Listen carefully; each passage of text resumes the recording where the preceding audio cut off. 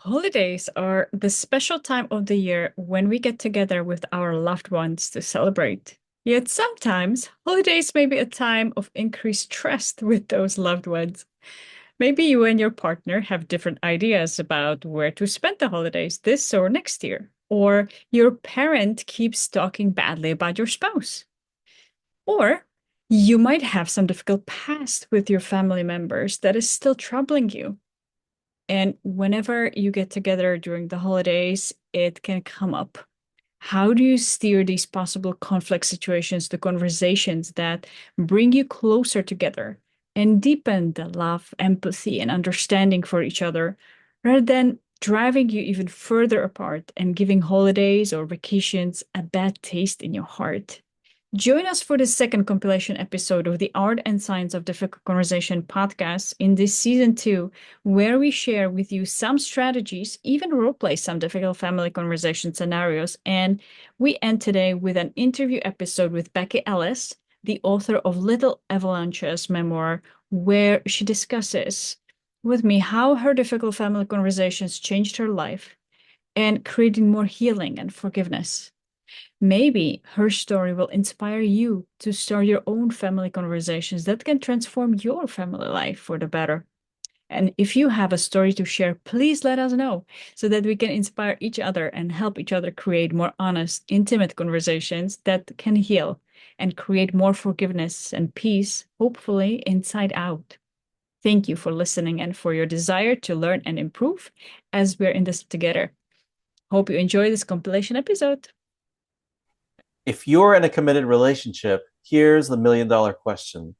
Whose family do you go see for the holidays? Today on the Art and Science of Difficult Conversations. Welcome back to the Art and Science of Difficult Conversations. I'm Chris, and as always, here is the ever-enduring Lucy. Lucy, how are you? I love your new adjectives. Thank you, Chris. Uh, hmm. Creative Chris. This is gonna be my adjective for you today. I'm Thanks. doing well, thank you. How are you doing today? So far, so good. So far, so good. I think I've said before in another episode, I need to start adding naps into my day. I still haven't done that Mm, yet. I'd oh, love to find a way to do that. hmm. So I'll get there one day. So otherwise, I'm a little tired. So I got that midday slump. Oh, yeah, I hear you. Well, I see that you're drinking water, so staying hydrated, that can help with energy. That's all we can do. Yeah. Just stay hydrated. And keep stretching too. If we've been sitting, any of you that are listening to us right now, maybe you can take it as an opportunity to stretch. Hmm. Take a deep breath in and let's get started. Let's get started. Well, today, Lucy, I know this. I know you're not married, but you've been in relationships before, so I know it's not like a new topic for you altogether. But this is a topic that I think is interesting because it's not just about the holidays, because obviously today's about the holidays and there's always going to be conflict around the holidays, Mm-hmm. but it extends to all sorts of other things in the process of a relationship. You know, the main question today is how do couples decide whose family to spend time with Mm. at Christmas or Thanksgiving or any other holiday, Any right? holidays? And that extends to like how are we gonna Even spend our time as vacation. a couple in general, right? Vacation. And so, and as we were talking beforehand, as we were preparing for this, we were thinking, man, this is a really complicated type of conversation because you have to take into account where the families are, what travel is involved, your budget do that travel. Are there kids involved? Are there multiple things you need to do in tow? And then is there family drama, Mm. or how the relationship is with the family Yeah. on both sides, or multiple sides. If they're children of divorce, now you have Oh, yeah. multiple families on each Extended. side of Gets even yeah, you more have complicated.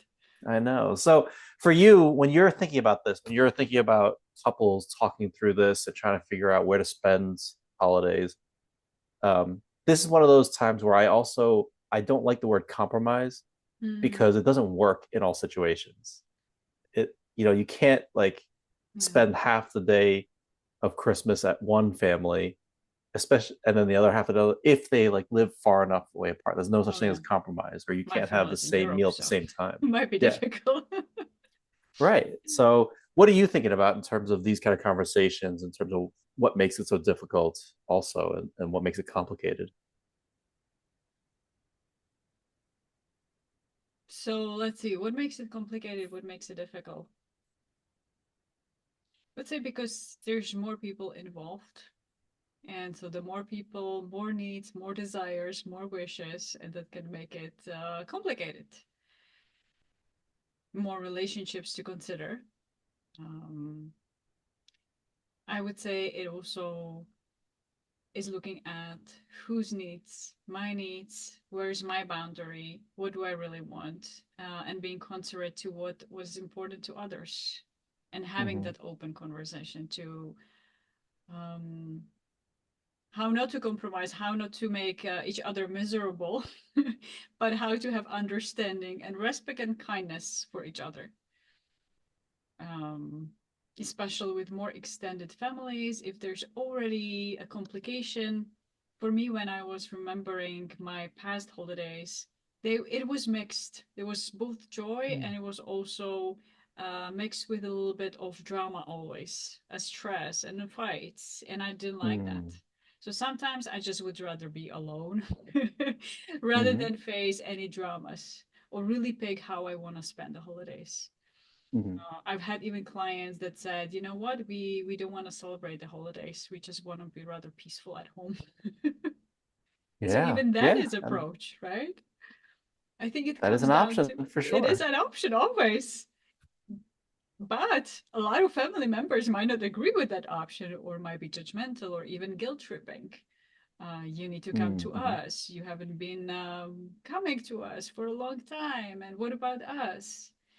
It's always about you. So depending on the relationships and on how kind, respectful the relationships are, and how willing all the parties are to really hear each other. The less willing, the more drama, the more difficult it can be. How are holidays for you? How have they been? Um, yeah, I think I've lucked out that me and my wife, we both get along with our in-laws and our That's a families win already. overall. Mm-hmm. So we get along, and it's really just about the distance. Then they're both like 5 hours away from us, Mm. driving. So it's like we really have to choose one or the other. There's no way to Mm-hmm. compromise, like, right? Um, and so it's really more just about what's a good timing in terms of the kids and their schedule. So that simplifies it a lot because we don't are neither of our parents, well, not none of our parents are divorced explicitly, and so we don't have to worry about kind of juggling all the other new dynamics. Mm-hmm. We all get along with our families, so we don't have to That's deal with that, and fantastic. then Yeah. we just have to juggle with our siblings, and so making sure we see them at the same time. So that's the only real complication. Mm-hmm. And we recognize we're very lucky in that sense, right? There's lots of families that don't function like that, or No. get along well. So we get Mm-hmm. that. So which makes it an interesting conversation because of those dynamics of how people view their families. Some people view a very strong loyalty to your family, and the culture is we might fight, we might argue, but we're at least doing it together. That's the most important thing, is that we're together.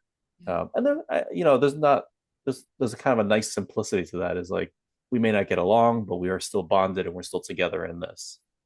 That's kind of nice. And then the issue is what happens when it now gets into, you have a uncle or a cousin or a brother or a parent or caregiver that has way opposite political opinions or just life opinions than you, right? Or I'll choose something else Mm. other than politics.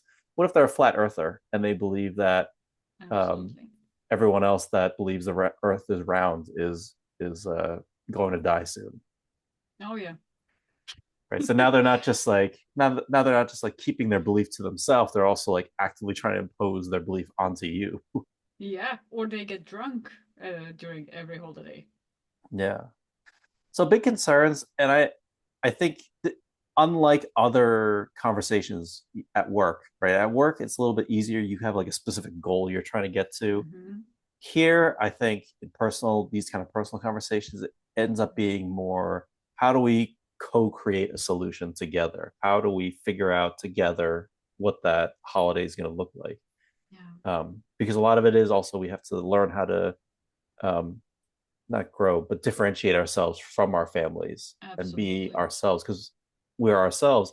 Even if we don't do it now, eventually a lot of those family members, the older ones, are going to pass away. And then we're really on our own. And then we still have to Yeah. figure out how to differentiate ourselves in Hmm. a sense. So, what are your thoughts from all that rambling I did? No, what I'm hearing is really also respecting the boundaries and being aware of the priorities. And one of the things that comes up for me also is, even you've mentioned at work we have a goal. And I wonder in personal situations if we also can create goals. And they might not be about the metrics, what we need to achieve in the work sense. Usually, these are the goals and the measurables, the smart goals in terms of Hmm. sales and calls. I don't know what else. But in family conversations, I wonder one of the goals could be the feeling goal. How do we want to feel during the holidays? Hmm. That's an interesting take. Talk more about that.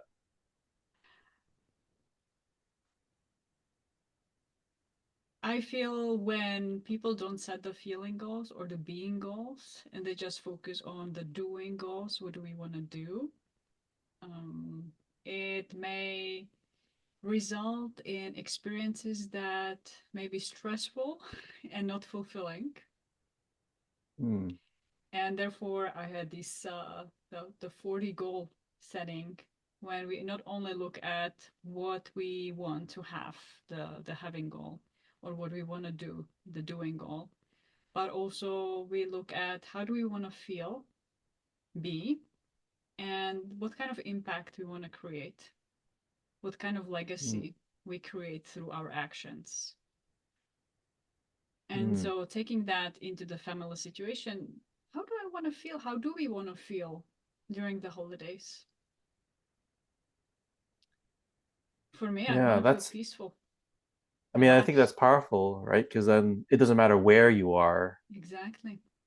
It's more about what are we going to do while we're there to find that peaceful feeling, to support one another Yep. in that if it's going to be a contentious place. Mm-hmm.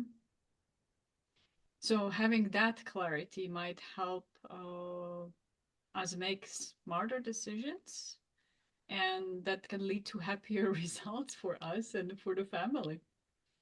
I would Yeah. say at least. And then when we go, what kind of impact do we want to have through, let's say, going to one family versus to the other one? What kind of impact on the children? Where did the children feel more comfortable? How do we Yeah. want our children to feel if we have children? Hmm. I like that. And what would you say if you're, because right now we're kind of implying if both partners want to have the conversation. Mm. What would you do if one partner is dead set on their way or the highway and we're only going to go visit my family for this holiday, regardless of Mm. how you feel or how safe you feel, we're going to visit them, or whatever, right? Just Yeah. whatever They just, format it looks like, but they're not willing to negotiate or even talk about it. How do mm, you think people should handle that? that can be a tricky situation. And if that's a recurring pattern in that relationship, I would really have a look at that relationship before just looking at the context of the holidays. If one partner's needs are always ahead of the other person's, Mm. I would see that as a red flag possibly. Hmm. Um, but let's say that person is really convinced, this determined, just about in all the other situations they're very understanding, very caring, but just in this circumstance, in this instance, they want to have the holidays, let's say, with their parents. As the partner, I would ideally want to know what is the aspiration, what would that provide for them, that experience, Are they really, for some people, as we have aging parents, they're worried maybe this is going to be our last Christmas together. Mm, And that's why it's mm, really important for me to be there for that special time, to have that memory. Now, yeah. once as a partner, I know that, then we can explore what would be a way that we can, yes, still see them. And at the same time, seeing what is important to me. Can I postpone seeing my family and hanging out with my family? Maybe we could spend the Christmas the next Christmas or the Thanksgiving or the Hmm. summer holidays Right. and seeing what would be a way. What can we look at the level of aspiration? What is it really that we are after? In a way, the emotional goal, the legacy goal.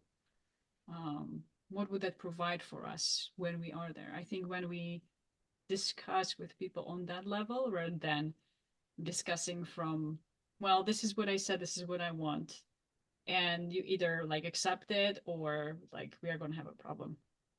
Hmm. I think Hmm. from that level we cannot really come to a collaborative solution where everybody feels good about that, rather than that could be more of a compromise. I win, you lose. Yeah. And in my eyes, that's actually a lose for that relationship. Yeah. Yeah. Yeah, compromise. And number one, like I said earlier, I don't like the word compromise. I don't think it works in most Mm, situations. I don't think mm-hmm. it applies.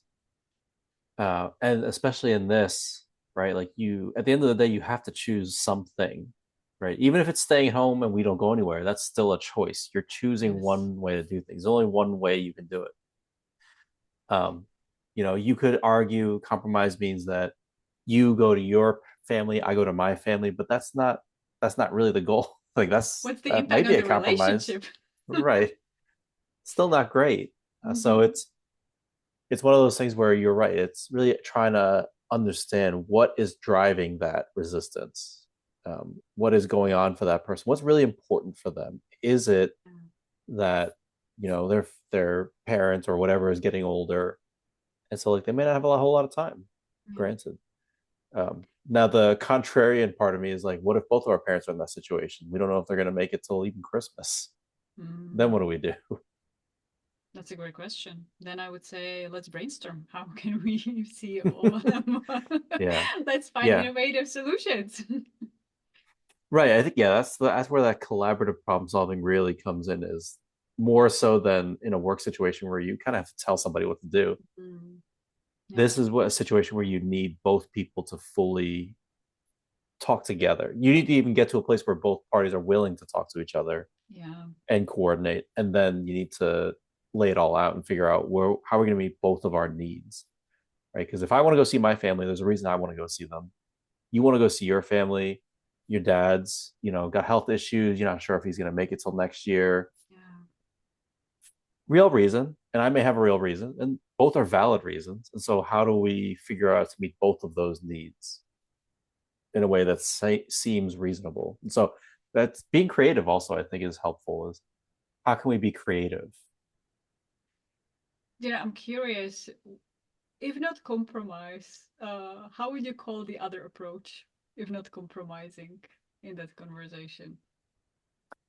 I call it. I'll use a different metaphor altogether. It's instead of fighting over um a pizza, right? Like instead of just fighting over one pie of pizza, why don't we expand the size of the pizza altogether, so that we all get what we want out of it, Hmm, like a potluck. like a potluck. Yeah. Um, so I think of it more that way. How do we create a situation where both of our needs are met? Hmm. Like I don't even like calling it win-win, because that's still thinking of it like a competition. Like somebody's got to lose in that Hmm. situation. I think of it as, how can we find a situation where both of our needs are met? Hmm. I like it. Which assumes both of us know what the needs are. That's part of the conversation, Kind of the self awareness and the emotional intelligence. right? Another reason that or challenge that can happen. Let's say one of the partners is afraid to tell their parents. They feel the pressure from their parents to come. Mm-hmm. and they're afraid to say no because Mhm. they don't want to have the conflict with their parents. Right. And Right. so, is that also determining what is really my need versus what is just me thinking this is my need because out of fear of conflict Mm. Mm. Great observation. Yeah. Why- And or the guilt that comes or with it, guilt. right? Yes. There's a lot of Mm-hmm. cultures that deal in guilt Oh and just yes. Oh guilting yes. other family members, right? Yep. So I think that comes into play also. I feel guilty if I don't do this. And there's no real reason for that Absolutely. guilt. Yeah. I just It's don't want just to how feel guilty, we, so we need to go because I've always done that. right, right, And so these conversations or the process of deciding can be actually a beautiful tool for personal growth and right. changing the family dynamics or even the generational dynamics. If Hmm. it's been the generation we are sticking together no matter what, even if we fight, even if we are miserable together, you gotta show up. Yep. And then is that really supportive? Is that really helpful and healthy for the new family that we are creating? Yeah. That's why I like your idea of the goal should be the feeling. You should be Mm-hmm. looking for a feeling or identity state of who we want to be and who how we want to feel. That way, the logistics don't actually matter as much. It's really how do we create this feeling. Yep. Even if we're in a place I don't want to be, we still need to create this. This is the feeling is what we need to focus on. So I think that's a really nice reframe of that dilemma. And it can also help us brainstorm and come up with creative ideas. Absolutely. Yeah. Even when something happens stressful during the holidays. Okay, something unexpected happens. How do we deal with that? How do we, it's coming back to also our emotional regulation. We don't want to, something stressful really happen right now. How do we process it? How do we still are able to focus also on the things that are good? Especially if Hmm. our feeling goal was, I want to feel grateful. I want to feel connected with others. I Yeah. want to feel safe. I want to feel joyful. I want to feel love. Hmm. How could we make that happen even when things are going around us or in the Yeah. world? Yeah. I love that. So I feel like we're talking a lot, we're dancing around it a lot. Why don't we take a break and why don't we come back and let's role play it and let's spend a little more time in the role play because it'll be a little harder. Let's do it. Let's spend a little bit more time in it and really sit in those feelings and see what happens. Let's explore. Hey, Chris here. I really appreciate you listening to this podcast. And if you are listening to this podcast because you're looking to get better at these difficult conversations, well, if you really want to de escalate difficult behaviors and you want to be assertive without being aggressive and being true to yourself, I have a self paced course that can really help you because I know it's difficult being assertive in lots of different situations. If you're at work and you have to give feedback, if you have to deliver bad news to an employee, or deliver bad news to somebody that you care about in your personal life, or you're struggling to deal with defensive or sensitive people who are pushing your buttons and you don't know how to push back. It doesn't have to be that way. There is a world where you can handle these tough emotions with confidence. You can speak honestly and kindly while you're still being assertive. And you have the ability to manage emotional outbursts and stubbornness calmly, because these are things that I've had to overcome and learn. And so this self-paced course goes through all of those things. I've created this trust framework that helps you think through how to prepare for and how to facilitate hard conversations. And you hear a lot of it actually in this podcast as I talk about how to handle difficult conversations in lots of different scenarios. Currently, the course is closed for enrollment. There's a waiting list. If you are interested in learning more, enrollment will open up at the end of August and the beginning of September. So please go to the website. I'll link it down below and you can learn more about it and join the waiting list if you want to hear more about it. I'd love to see you there. All right, welcome back to the Art and Science of Difficult Conversations. And we are going to role play a really complicated debate that we're going to have as a married couple. So in this scenario, Lucy and I are married, let's say for, I don't know, 8 years, whatever, it doesn't really matter. We have two kids, 5-year-old and a 2-year-old. And um, her and Lucy's dad has passed away, and her mom still lives in Europe. So we need to travel. We need to fly to actually go see her. My mom lives over in New York. My dad lives in Hong Kong, so it's also already complicated on my side of the family. To make it a little bit easier so we don't stress about every little detail, let's say that we generally get along with each other's families for the most part. So it's not like we dread going, right? But there is a lot more at play here. So we'll get into that as we role play. So here we are, we're role playing, and we're just going to try to figure out where are we going for the holidays. Okay. Okay. All right. Um, hey, listen, I know, can we talk about what we're doing for the holidays? Yeah, well, this year is our European trip, remember? We talked about it last time. Yeah, yeah, I know. Here's the problem. Um, my mom, she, she works at Target, and so unfortunately, Black Friday is a really big deal for her. She can't miss it. She Mm. has to work that Thursday night, Thanksgiving, and so she's essentially saying, "Don't come back for Thanksgiving," because she's not going to be around. So she's Mm. literally not going to be around. Um, I know your mom was like dead set on us visiting for Christmas. I mean, she's been looking forward to it for months. I know. Here's the problem though. Like we can't visit my mom either. So we need to visit. We need to figure this out because like obviously we can't go to both over Christmas. True. I thought we would be just having a discussion about let's sit together and buy the tickets to Europe because we need to, buy them a little bit ahead of time. I know. I mean, well, we still can. Is there any way that we can visit your mom for Thanksgiving? If you know they don't celebrate Thanksgiving in Czech Republic, it's the is the Yeah, big holiday is the Christmas. yeah, And I my know. mom is just by herself. And so she is really looking forward to seeing us. She's been looking forward to it for like a year since the time we told her the first time that we would be there. It's going to be beautiful. Hopefully, it's going to be snowing there. It's the beautiful atmosphere you get to experience, the true Czech Christus. Wouldn't that be I mean, it's gonna be wonderful? snowing here too, if that's important to you. But I mean, let me ask you this: like, is the only like what's the reason like it's so important that it has to be Christmas? Like, is it snows here? Like, there's That's true. Unless we go visit California. fair Um, enough.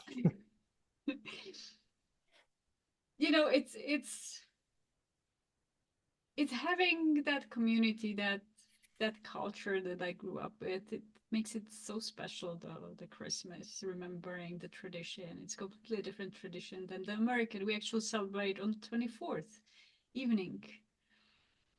And with all the extended family maybe coming celebrate with us because we would be there, so everybody would want to meet us. It could be a Mm, really special evening with the whole family that otherwise I don't get to see like for sometimes a year or more. yeah, yeah, I get that. I mean, remind me, where does your extended family live? The ones that we're gonna see over Christmas, where do they typically usually live? Yeah, in not too far from Ostrava, it's the northeastern part. So they live all live in a driving distance from where my mom lives. It's Yeah, like 2-3 hours max, or 4 hours max. So it could be a nice big family get together. I know. And I don't mind that. I like the idea of that Christmas or that family stuff. I don't know. What do you want to do? Because this is the hard part is my mom obviously can't because she's working, meet over Mm-hmm. Thanksgiving. So, and you want to see your family and extended family, and I get that, and Yeah. be And where you grew up. That's fine. That's all good. What could like is there anything we can do? Like maybe I'm not even thinking about it. Like what else can we do that we get both of those um hit both of those things? and I also hear you. You want to be with your mom, and I know she works really hard, and I know how crazy the day can be. How about um, with your mom? Could we find a different date where we would have Thanksgiving on a different day? Maybe some other weekend? and just get together as a family. It won't be the Thanksgiving. We would just rest. Um, but we Yeah. could get together as a family on that weekend, maybe right after or on the Sunday of the Thanksgiving week. What do you think? I mean, I guess I'll say this. Why can't we do that for your mom then? Why couldn't she also, why can't we also then travel to visit her a different time? That's a good question. I think also because there's more people involved, and that's the only opportunity to really get to see everybody too. Because otherwise, people are at work, so at the time, everybody's having kind of some time off. So that's Yeah. why they can But also didn't you say they were in travel and driving get together. distance? Yeah, they live in the driving distance, so that's why it's yeah. But you know when they are working, it's really difficult to take the time off. But that, I And mean, it's we so can. special during the holidays too. Yes, I know it's special. I It is know. special. But I'll say this. Couldn't they theoretically drive up on the weekends? Like they don't work on the weekends, do they? Like if we travel there for, if our trip overlapped with weekend, we could still we could still celebrate on that weekend.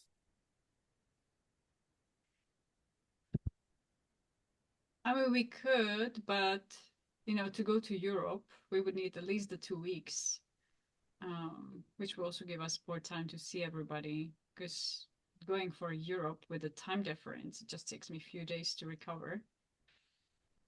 I mean, yeah, I know. So I mean, with I your know. mom, we Usually can we get go to two see her. weeks. I know. Usually we go 2 weeks, but do we need 2 weeks? Well, I also want to be not totally destroyed when we come back or when we are there. So the 2 weeks gives me a little bit time to get used to the time difference and actually being able to enjoy it. And everybody wants to meet you too. Yeah, no, I'm not opposed to that. That part is fine. That's I'm just wondering, like, I'm not like I'm still trying to. I guess I'm just trying to understand what is important about it, act like actively coinciding with Christmas Day for us to visit your mom. Hmm. Feel like you're repeating myself. It is special for the Christmas day. It's only once a year. It's How special about everywhere. What's it for you? it What's is? I'm just wonder. I just want to understand for you what makes it so special for you on that day to be in where you grew up. It's a special food, it's special tradition, completely different than in the US. And I've been also looking forward to it. So I already was imagining the gifts that I'm gonna bring, how we gonna spend that. And so I feel a bit disappointed just thinking about and also thinking about my mom's disappointment, and she might be really sad. Um, and so on that time, I also want her to be surrounded with family so she feels loved, especially after dad passed away. It's been many hard years, so I really want to also make it special for her. Yeah. You know, and I also want you to feel happy and your mom to feel good. How do we want to feel actually? What would be a win for us during these holidays? Um, Truthfully, I'd like to not travel. I'd Mm, just like to not even yeah, I deal hear with any you. traveling for anybody, anywhere. Mm-hmm. Yeah, If we could just teleport all of our family to us or us to our family, that'd be helpful. that would be amazing. I tried to have my mom come over here, but she doesn't want to fly anymore because her health isn't so good. So that's tricky. Yeah, that's the hard part. Um, But how I don't know. else? If you don't travel, how would that Because what like my mom's also alone too, right? Because like my mm, dad's not around, so mm, it's not easy for her to be like Thanksgiving. Like I can understand now if she's working, she's trying to keep herself busy. That's fine, whatever. yeah. But that means she'd be alone for Christmas, right? Because nobody else around at all. Like unfortunately, or fortunately, your mom has other family, extended family I that have can an visit idea. her for Christmas. My mom's got nobody else with her. So I'm hearing also you want to feel you're also of course caring for your mom, but how would you want to feel? So when you are not traveling, do you want to feel relaxed? Do you want to feel not guilty because you're not thinking about your mom being alone? Um, yeah, I guess yeah, I don't feel necessarily it's not guilt that I feel. Hmm. It's more like I feel bad. I feel sad that she's Oh, alone. Um, here's an idea. And I appreciate it and I love how you care for your mom.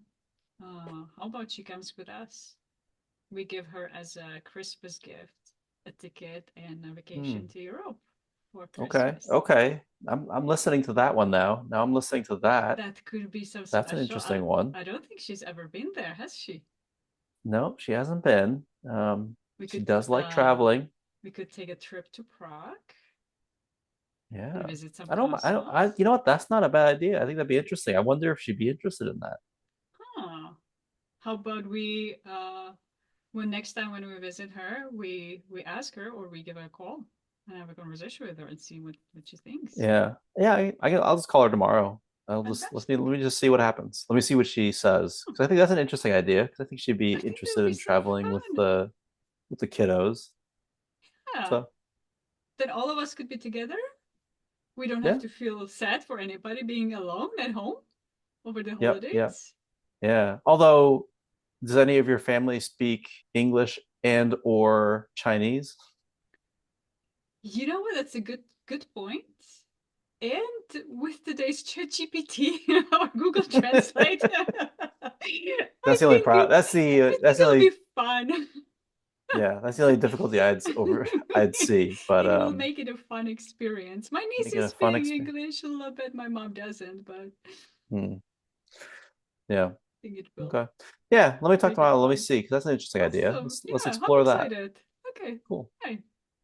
All right. Cut. Cut. Um. You know what I first thing I right away noticed is in when we talk about talking to employees, I Mm-hmm. use the other person's name a lot. But Yeah, in you have personal to use conversations, it. I rarely ever say somebody else's name. True, that's a good observation. Yeah, you haven't called me Lucy or any other name. Yeah, not even once. I don't. I don't I think don't I think I do the say anything. same. But either way, Yeah, how did I that go don't for think you, Lucy? How did that go for you? I.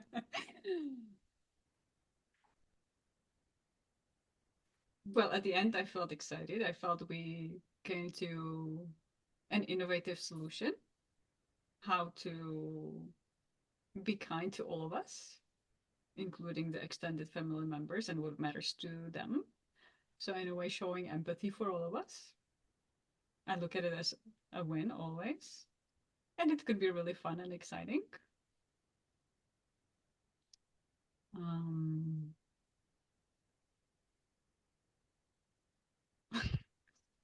when I laugh is, in the personal conversations, I wonder if my coaching head sometimes is getting the professional deformation. Mm, So how would you want to feel? So it doesn't turn into the coaching conversations. I need to be careful sometimes in my personal mm, conversations. mm, But I think I didn't go there, at least as far as I noticed. no. And it seemed you were also open. You shared what you needed to share. Um, how was it for you? Um, I think it was a good conversation. I think we were definitely calmer than other people who go through that conversation. True. Um, yeah, I think that's a good, realistic way of at least how my wife and I would have handled that conversation. Like I really would have said, "Listen, I'm just trying to understand what is so important about this to you." Yeah, Because there is snow everywhere. There's lots of places in the world where there's snow. There's lots of places where there's true. Christmas food, and True. so just trying to get more. I think that's always maybe the harder issue is how do you get deep to Mm, understand? Like it wasn't even until the end that I said my mom is alone. She's never like true. Yep. right. It wasn't even like it took a long time to get to that point for me to say it, Mm-hmm. and I'm the one like trying to facilitate that. Mm. So I think it's just in these kind of situations, it is hard to, even with somebody you care about, you're a good relationship with, it's still hard to like unveil that part of yourself sometimes. Absolutely. And actually, you saying that helped me come up with the idea to invite her also. So that was an Yeah, important piece of information, actually. right, right. But Because that sometimes, meets the mhm, that meets the need of I'm concerned about her being alone. yes, yeah. So really being curious rather than judgmental with each other Yeah, and trying to yeah, understand what's really important to both of us. yeah. And I think when you're, I think in this, what we did here was like, which is the right way to do it is try to think through as many possible options. Like, let's be Hmm. creative. Let's think about possible options we could do. Yeah, And then when we don't like the idea, it should be focused on this is why I don't think the idea is great, yeah. not you are stupid for thinking about that way. Oh, yeah, yeah. Right. It's really more about the idea, not the person. It's very similar to brainstorming in general. And here Absolutely. it's, I think it's important to let the other person know when you don't like their idea, it's important to talk about this is why it doesn't meet my need. It might meet Hmm. your need, but it doesn't meet my need because of this reason. Yeah. And in a loving, caring relationship, both of the partners' needs are important. Right. Yeah, exactly. So yeah, it takes a while. You know, I don't I if you hadn't suggested that, I wasn't sure what the good solution was other than just you need to get over it. Just kidding. But it is about like if that wasn't the solution, I don't know what the solution would have been. I didn't come in thinking there should be a solution. I was just thinking we have a problem. Like we Yeah. both of our moms need to be seen can only be seen on Thanksgiving. I mean Christmas, I mean. Yeah. Well, we went with the flow and we came up with a new solution. Yeah. I think that's it. That's the what we talk about, the art and science, right? There's a science Hmm. in terms of how do you facilitate the specific words you say, how do you acknowledge both needs, but also the art is you have to be willing to go with the flow and see what's happening and be willing to kind of follow where the conversation goes because here the outcome is important. You know, it's also really important the relationship. We need to preserve our relationship Absolutely. as we're doing it. So Yeah. that's why it's important to go with the flow and let's create, you know, a lot of it was creating an environment where let's think of a solution together because it's a problem that affects both of us. Yes. So it's, you're bringing that perspective of when there's a problem, it's not my problem, it's not your problem, where we are then against the other person with the problem. But we are together against that problem. We partner together. Let's figure this out. Mm-hmm. Yep. Um, and therefore, we are partnering together rather than me against you and either my needs, my way, or your way, which doesn't lead to a happy, harmonious relationship or a long term, sustainable relationship. It does not. Nope. Yeah. So, any last thoughts from you before we sign off for today? Any last thoughts? So, of course, your family is always invited to Europe. Great. If you ever want to make a trip, let me know. I can reach out to my family; they can host you. Great. Great. But other thoughts. Um, I think really focus on the relationship and preserving, rather than this is we are not winning as a couple as partners if we don't support each other through this, and both of our needs matter rather than my way or highway. Right. So unless it's a win-win, it's a lose. Any final words from your side? I think it's the idea of just be open to creative problem solving. Hmm. Be open to realize that it's not you against the other person. It's you two trying to figure out the problem together, solving the problem together. Especially in a relationship. I think that's very true in a relationship is the more you can maintain that attitude together, Yeah. as opposed to how are you going to figure out this problem or how am I going to figure out this problem. The more you can say, how are we going to figure out this problem? That I think that's a better foundation to start from. Absolutely. And it's applicable even to work situations. How we are going to solve it as a team together. Mm-hmm. And then Mm-hmm. this is your problem, so you figure it out. Yeah. Good luck. Good luck. You figure it out. Okay. Well, thank you, Very cool. Chris. Yeah. Thank you, Lucy. Happy holidays to everyone.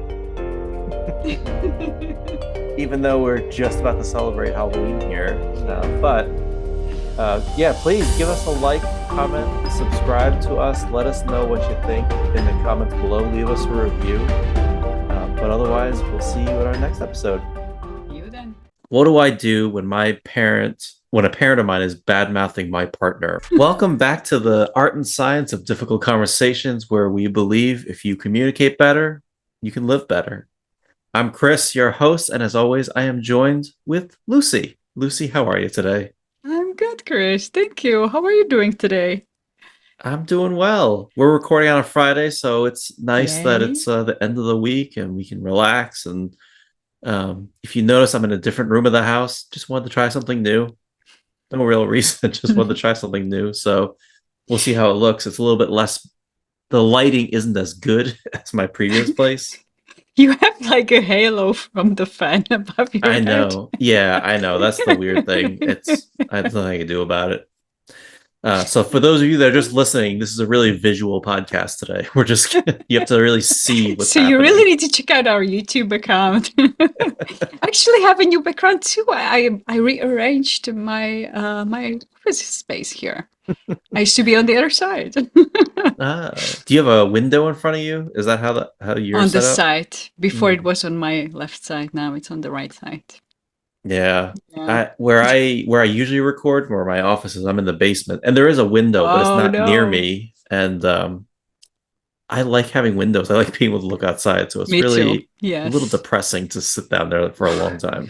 Unless you paint the window or make a nice, you get a nice poster of. I guess so. Yeah. That's not the same, no. It's not the same. But either way, so today we have an interesting topic. We're going to do a personal type of difficult conversation. And I actually see this a lot on Reddit, Hmm. different variations of this type of conversation, and sometimes on Facebook as well. But essentially, what do I do when a parent of mine is bad mouthing my partner or my spouse? Let's say a spouse, right? Because you're married, it's a little bit more permanent rather than just a short term partner. But even a long term partner, what do you do when your parent is just bad mouthing your partner? Hmm. So now you're just stuck between these two worlds. So you gotta set this boundary between you and your parents. And do you tell your partner or spouse what they're saying? Hmm. Because they're probably So feeling tricky. it. Yep. I can only imagine they're feeling the dynamic. It's not going to be hidden unless your parents like a No. super good actor and good at hiding it. Uh, but Lucy, from what your vantage point, why do you think that's so hard to have that conversation with a parent? Well, of course, because they are the people that we know the longest. They've been with us our whole life, even before we can remember. And so the dynamics can be really difficult to change. And I hear it from a lot of clients, no matter what age, I see that there is a time in the transition, the children and parents, when unless the children intentionally start transitioning, depending on the dynamics, of course, if the parents are already respectful and want the children to have their own boundaries. Sometimes that's not the case, a lot of times. And then the children need to kind of defend their independence and their own right for Mm-hmm. their own opinions, their own mistakes, their own life. And sometimes it happens in the 20s. Sometimes I have some clients, it happens in their 40s. Some Mm-hmm. clients, it happens, I still hear they're in their 50s and they still have a challenge with the parent. Hmm. So that's an important, in a way, stage I look at it in our lives. Renegotiate the dynamics with our parents. It is possible, and it's very challenging Hmm. Hmm. because these are our dear, near, sometimes painful relationships. So they can be the hardest to change. Yeah. I'm glad you brought up that dynamic that of the parent child because I didn't think of it until I became a parent myself, but I'm always gonna see my kids as these little kids, right? And like no matter how big they get, I'm still gonna remember all these times that they were these little kids and they needed my help with stuff and doing stuff. So you're right, that dynamic plays out even as you're an adult. And I think Yeah. my mom just recently moved in with me and my Mm. family, and for up until that now she's still treated me like a teenager or a kid, Mm. but I've noticed that over the past, it's just been 2 weeks since she's been here, that she's seen me more in my element day to day, managing the household or different things and working. Now that she's seeing it more firsthand, like, oh, I'm doing stuff, I'm able to, I'm responsible, I'm able to do things. It's now changed it where she's not doing that as much. She's not necessarily, to your point, renegotiating. We didn't have to say anything. She's just naturally seeing me do Naturally it. So she's shifting. realized. So she's shifting and realizing, oh, okay, Chris knows what he's doing, or Chris is able to Mm. manage things. So I don't have to necessarily do it the same way. So I Mm. think there's that element also of if I don't see you all the time, all I Makes have to go sense. off is My memories of you. my memories of you, which Mm-hmm. are strong, right? Like, Yep. I raised these kids 24/7 for a Yep. long time. So I get it. And So there's a you're, sense of, go ahead. so you're right. It's that renegotiating. Um, and I think partially what also makes it hard is if you're the person about to have that conversation with your parent, if you haven't thought about that, you don't realize it needs to be a renegotiation. You think you just need No. to give them this harsh feedback or tell them to stop doing something. And you're setting a boundary for sure. You need to do that. And you don't realize that it needs to be a negotiation of like a new relationship altogether. You just need them to change their behavior in some way, but True. it's the whole dynamic that needs to Yeah, change. it's much deeper change can be. Especially if the way that it's been said before, it has not been working for a long time. Maybe we were just not wanting to have that conversation because Mm-hmm. maybe we wanted to get that attention, that love from parents, and maybe we are worried that if we set the boundary, they're gonna give us pushback or guilt trip us, which makes it even harder if that's been the dynamics of guilt tripping in some families that runs. Yeah, Family is yeah. everything. You cannot set the boundaries. You need to be there always for us. And if you start doing something for yourself, then that could be an issue. So that's one way of, because the Mm, the new spouse, of course, there's going to be less time available to spend with and help with parents, especially once we start having our own families and children. mm-hmm. And then it can get complicated with, the rules about being with the grandchildren. Mm-hmm. That's a great point because you're bringing in the culture aspect because different cultures have different And that too. expectations for how families will Hmm. interact. Yep. Yeah. So then, how would you approach this conversation? What are your tips and strategies to approach the conversation well? Well, I like that you're starting with the positive. So, how to do it, what to do. I would say number one is preparation, what we always say. Really being clear about what we want to communicate. And not only about what we want to communicate, but also how we want to communicate, how we want to feel during the conversation, how we want the relationship to be, and actually even share that intention with that parent. I really care about you. I really want us to have a good relationship, and this is happening. Let's work on this together. Mm, Rather than you are doing this. So yeah. really approach that from both empathy for ourselves and also them, and being transparent about what we really want and what we can connect on. Both of us probably want to have a great relationship and be close together. Mm. things are changing. Let's see how we can continue moving forward to still have a good relationship. That would be one tip. What comes up for you? What would you add to that? Or does it resonate? Yeah, I think that's absolutely right. And it'd be hard for me to say I disagree with all of that because that's what we talk about in the show all the time. Is let's set that, be transparent, let's be open, let's talk openly, honestly about our relationship. I think it's important to really prepare ahead of time and think through what do you need to be calm and appropriate during this conversation? What do you need to stay even keeled? And then if it's your parent, you know them pretty well. What do they need to stay cool and calm? And Mm, what do you maybe you do need somebody else in your family to be part of that relationship? You know, maybe you have an uncle or an aunt that is kind of on your side or see things your way, or mm, maybe you have a sibling, maybe there's a cousin, maybe there's somebody in your family that's actually both of you listen to, both of you respect, or at least have a good mm, relationship where you're able to listen, and they be a good mediator. Maybe they're mm. actually a better situated to help facilitate that conversation. I know it's weird because you're like, do I bring another person into this dynamic that's already all over the place? I think with family, sometimes you might want to think about that. If, especially Makes if you have a close sense. family, if Mm, you have a family that's dispersed and you're not really that close, then that you don't might have be that person. Yeah. true. Yeah. I like thinking out of the box, looking at who else could support me in making this happen. We don't have to do it ourselves. And probably what could get in a way could be part of the preparation. What does my parent usually say that's triggering me?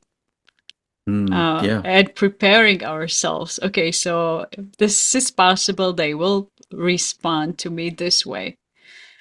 How could I stay calm in this situation? What could I say instead of me reacting with anger or shutting down or saying I just need to go. Okay, let's talk some other time. hmm Whatever that hmm answer is. Or Yeah. just suppressing and just okay, fine, whatever you say, let's just talk about something else and closing the conversation. Yeah. And to add nuance to that, I think being clear on what your coping skills are, like what do I need to Mm, stay calm? And yeah. also what are my non-negotiables? What, like, if it goes to this point, this level, I need to take a break. So if they say this or they do this, I'm just gonna ask to take Mm. a break. I'm just gonna say, hey, listen, I need to take a break. We got to come back to this later.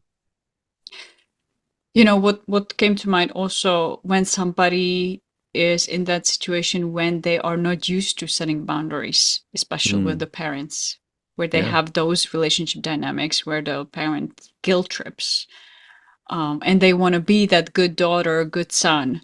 And they are afraid that if they set the boundary and say no, that means they're not a good son or daughter. What would you say Mm. in this situation?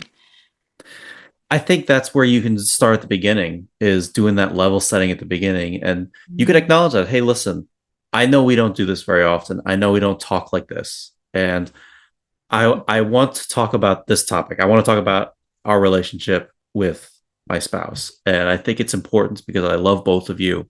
mm, And so I want to try something different. I think acknowledging that is really a powerful way of, because it's going to be different no matter what. Like, it yeah, is a different way, especially to even have that conversation in the first place is different than how the dynamic has been so far. So it's okay to absolutely. acknowledge that and let and talk about it, because otherwise it's just gonna be this elephant in the room. Like, I why are you love talking like that. this? Why are you Yeah, randomly this is saying weird. this now? Yeah. What's wrong with you? What did your spouse say again that you're Yeah, talking this way? yeah, and I think to your point about the boundaries, it is new, and you have to also practice setting that boundary, like practice saying the words out loud, like, hey, I need a Mm, break, or hey, I don't want to talk about this yes. right now, can we take a break? Yep. And realize that if you go in and you know it's going to be contentious, you know that they're going to react poorly, you might have to take a break right away. And that's Mm-hmm. okay. That's not a failure. It's because it's a new Mm, thing. It's something both of you have never done before in this situation. So it's okay to say, hey, Lucy, I want to talk to you about how you're talking about my wife or my husband.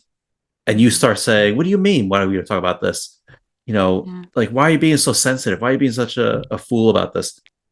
You know Mm. what, Mom? I need to take a break. Like, I want to make sure we talk about this. I don't want us to be yelling at each other, like we Yeah. usually do. If it's okay with you, I'm gonna come back." Mm. What I like what you did there was staying calm, being very clear. And and also what I'm hearing is really being kind with ourselves rather than judging ourselves. Oh my God, I completely screwed it up. It's never gonna work. I'll just give up. Knowing that it's a new process for both parties, for us as well as the parents. They also don't know how to have probably the conversation. Because if they Yeah, did, we probably would have been having those conversations already. So it's yeah, also for them a new skill to learn. How do we navigate these situations together in a calm, right, peaceful way, where this conversation actually can bring us together rather than move us apart, and both of us would be left hurt and right, feeling right. resentful or upset. And Um, and I want to be mhm. clear also, like if you're listening to this, you're hearing me and Lucy keep saying, or like when we give examples of how to say it, we keep saying we love you, we want to continue this relationship. And you're like, what if I don't want to continue a relationship? Well, then you wouldn't be having this conversation. You would just be like, I'm just not gonna stop talking. I'm just gonna stop talking to my parents. True. I'm over it. I don't need that stress in my life. And maybe that is, we're not gonna say that's the wrong approach, right? Only you No, know your dynamic with your exactly. family, and there's so many factors that go into that. There are going to be some relationships that you're like, it's not worth having this conversation, right? Whether it's True. there's a codependency or there's some kind Mm-hmm. of other dynamic that's going on that's making it, this might not be a good time to have the conversation. It might be better at this time to just not even have the conversation and just stop that contact. But Yeah. if you're listening to this and you're like, I want to have the conversation, we can only assume that you care about your parent in some way and you want there to be a better relationship. Yeah. And it's a process in a way too, and only you know where is the boundary. And Mm-hmm. so that could be setting the firm boundary. If you've been setting that boundary repeatedly and they're still not responding, sometimes that's what's needed. You know what? Unless something happens, unless something change in our communication, I don't really want to communicate this way. So Yeah. let's just take some break from our conversation communication. Yeah. Um, and Yeah. Yeah. that It sounds. it may be harsh and hard, Mhm. especially if we depended on that relationship and we are used to being close, can be very painful. And at the same time, it could be also very painful and detrimental to our well-being, to our new family's well-being, if we don't resolve that and don't create that boundary. Mhm. That's right. Yeah. And that those are not easy choices to make, that's for sure. Right. For those of you that think it's harsh, I urge you to, or not urge you, but I would just bring up the reality that sometimes in some families you do have to close contact off. Yeah. If there's a lot of times in substance abuse treatment within families, right? Yeah. There are some times when you do have to end, support for a family member, right? Because otherwise you're just getting into a codependent relationship and you're actually enabling certain behaviors rather than helping, right? Despite Yeah. best efforts. Um, Absolutely. Or if there's been mental illness or other form of serious illness in the family, yeah. that can make it even more difficult. Again, can go into the codependency. And so it's also important to have that support system Mhm. for you in place, be it your new family members, your friends, having a therapist or coach to really support you through that. Yeah. So then, Lucy, what would you say don't do? Don't do these things in this kind of conversation. Um, well, again, probably the other opposite of don't scream at each other. Yeah.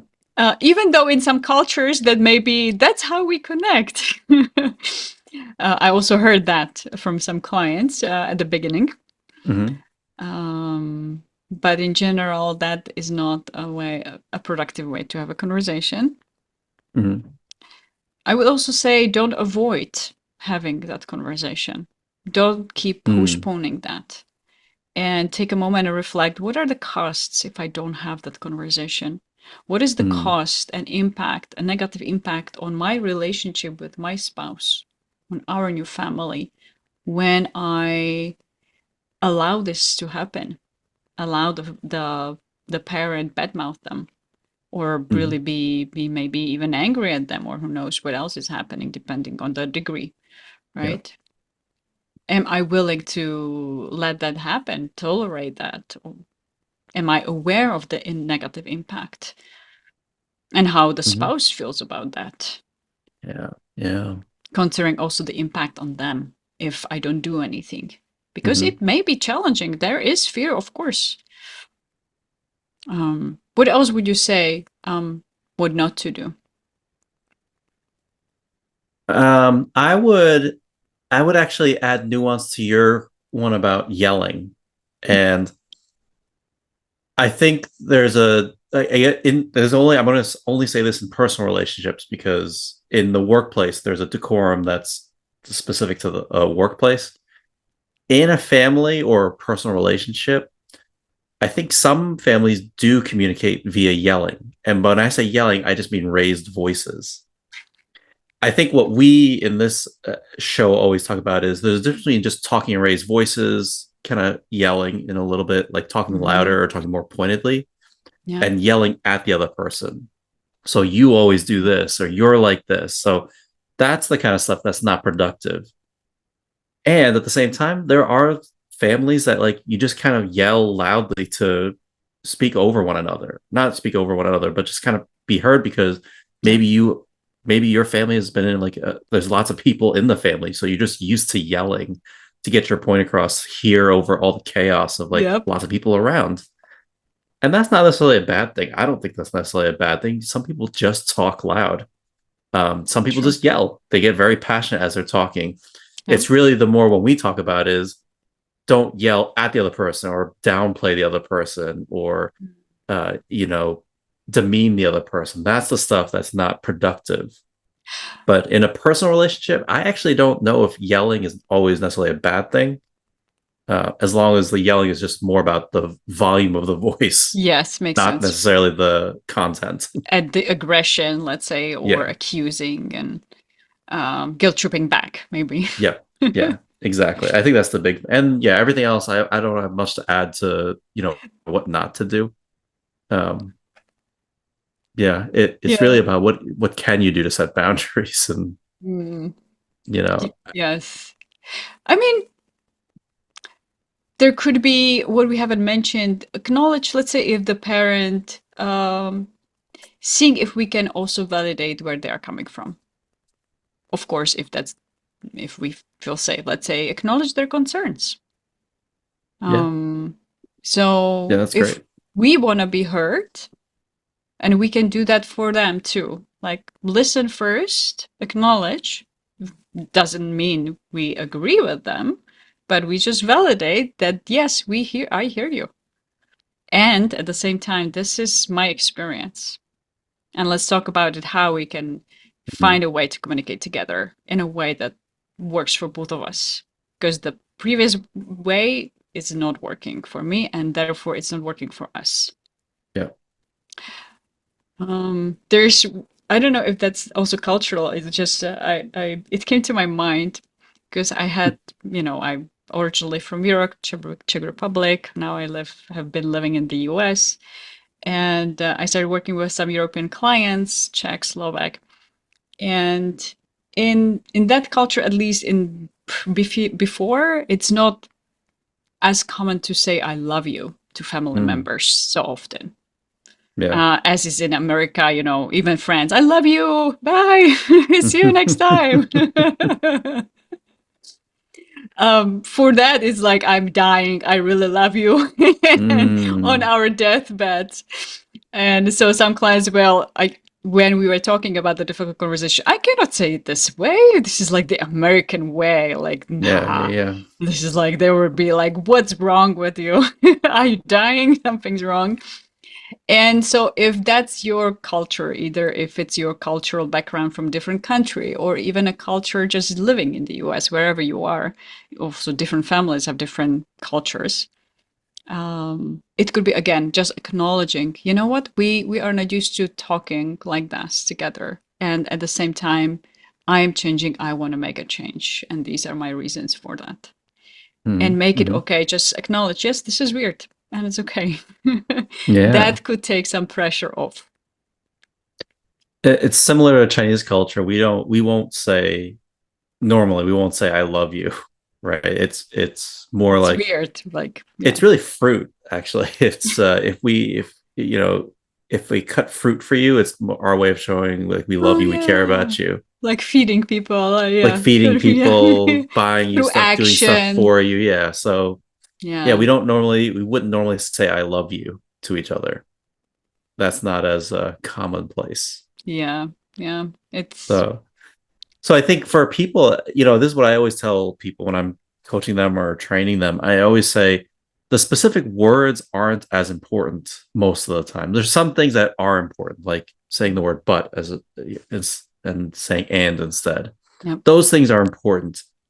The reality, though, most of the time, it's really more the sentiment we're trying to get across. How are you going to convey this sentiment to this other person? So you don't have to say, I love you or we love each other. It's really just how do you convey the sentiment that I care about you or we are Ah, together. You're my parent. You know, you're important to me. That's really the more important exactly. thing. Yeah, love it. So, should we go to the next stage Of and do taking a a break, little? let's take a break. Yeah, let's take a break, and then when we come back, Okay, let's demonstrate it. Let's see what it looks like. sounds good. Hey, Chris here. I really appreciate you listening to this podcast. And if you are listening to this podcast because you're looking to get better at these difficult conversations, well, if you really want to de escalate difficult behaviors and you want to be assertive without being aggressive and being true to yourself, I have a self paced course that can really help you because I know it's difficult being assertive in lots of different situations.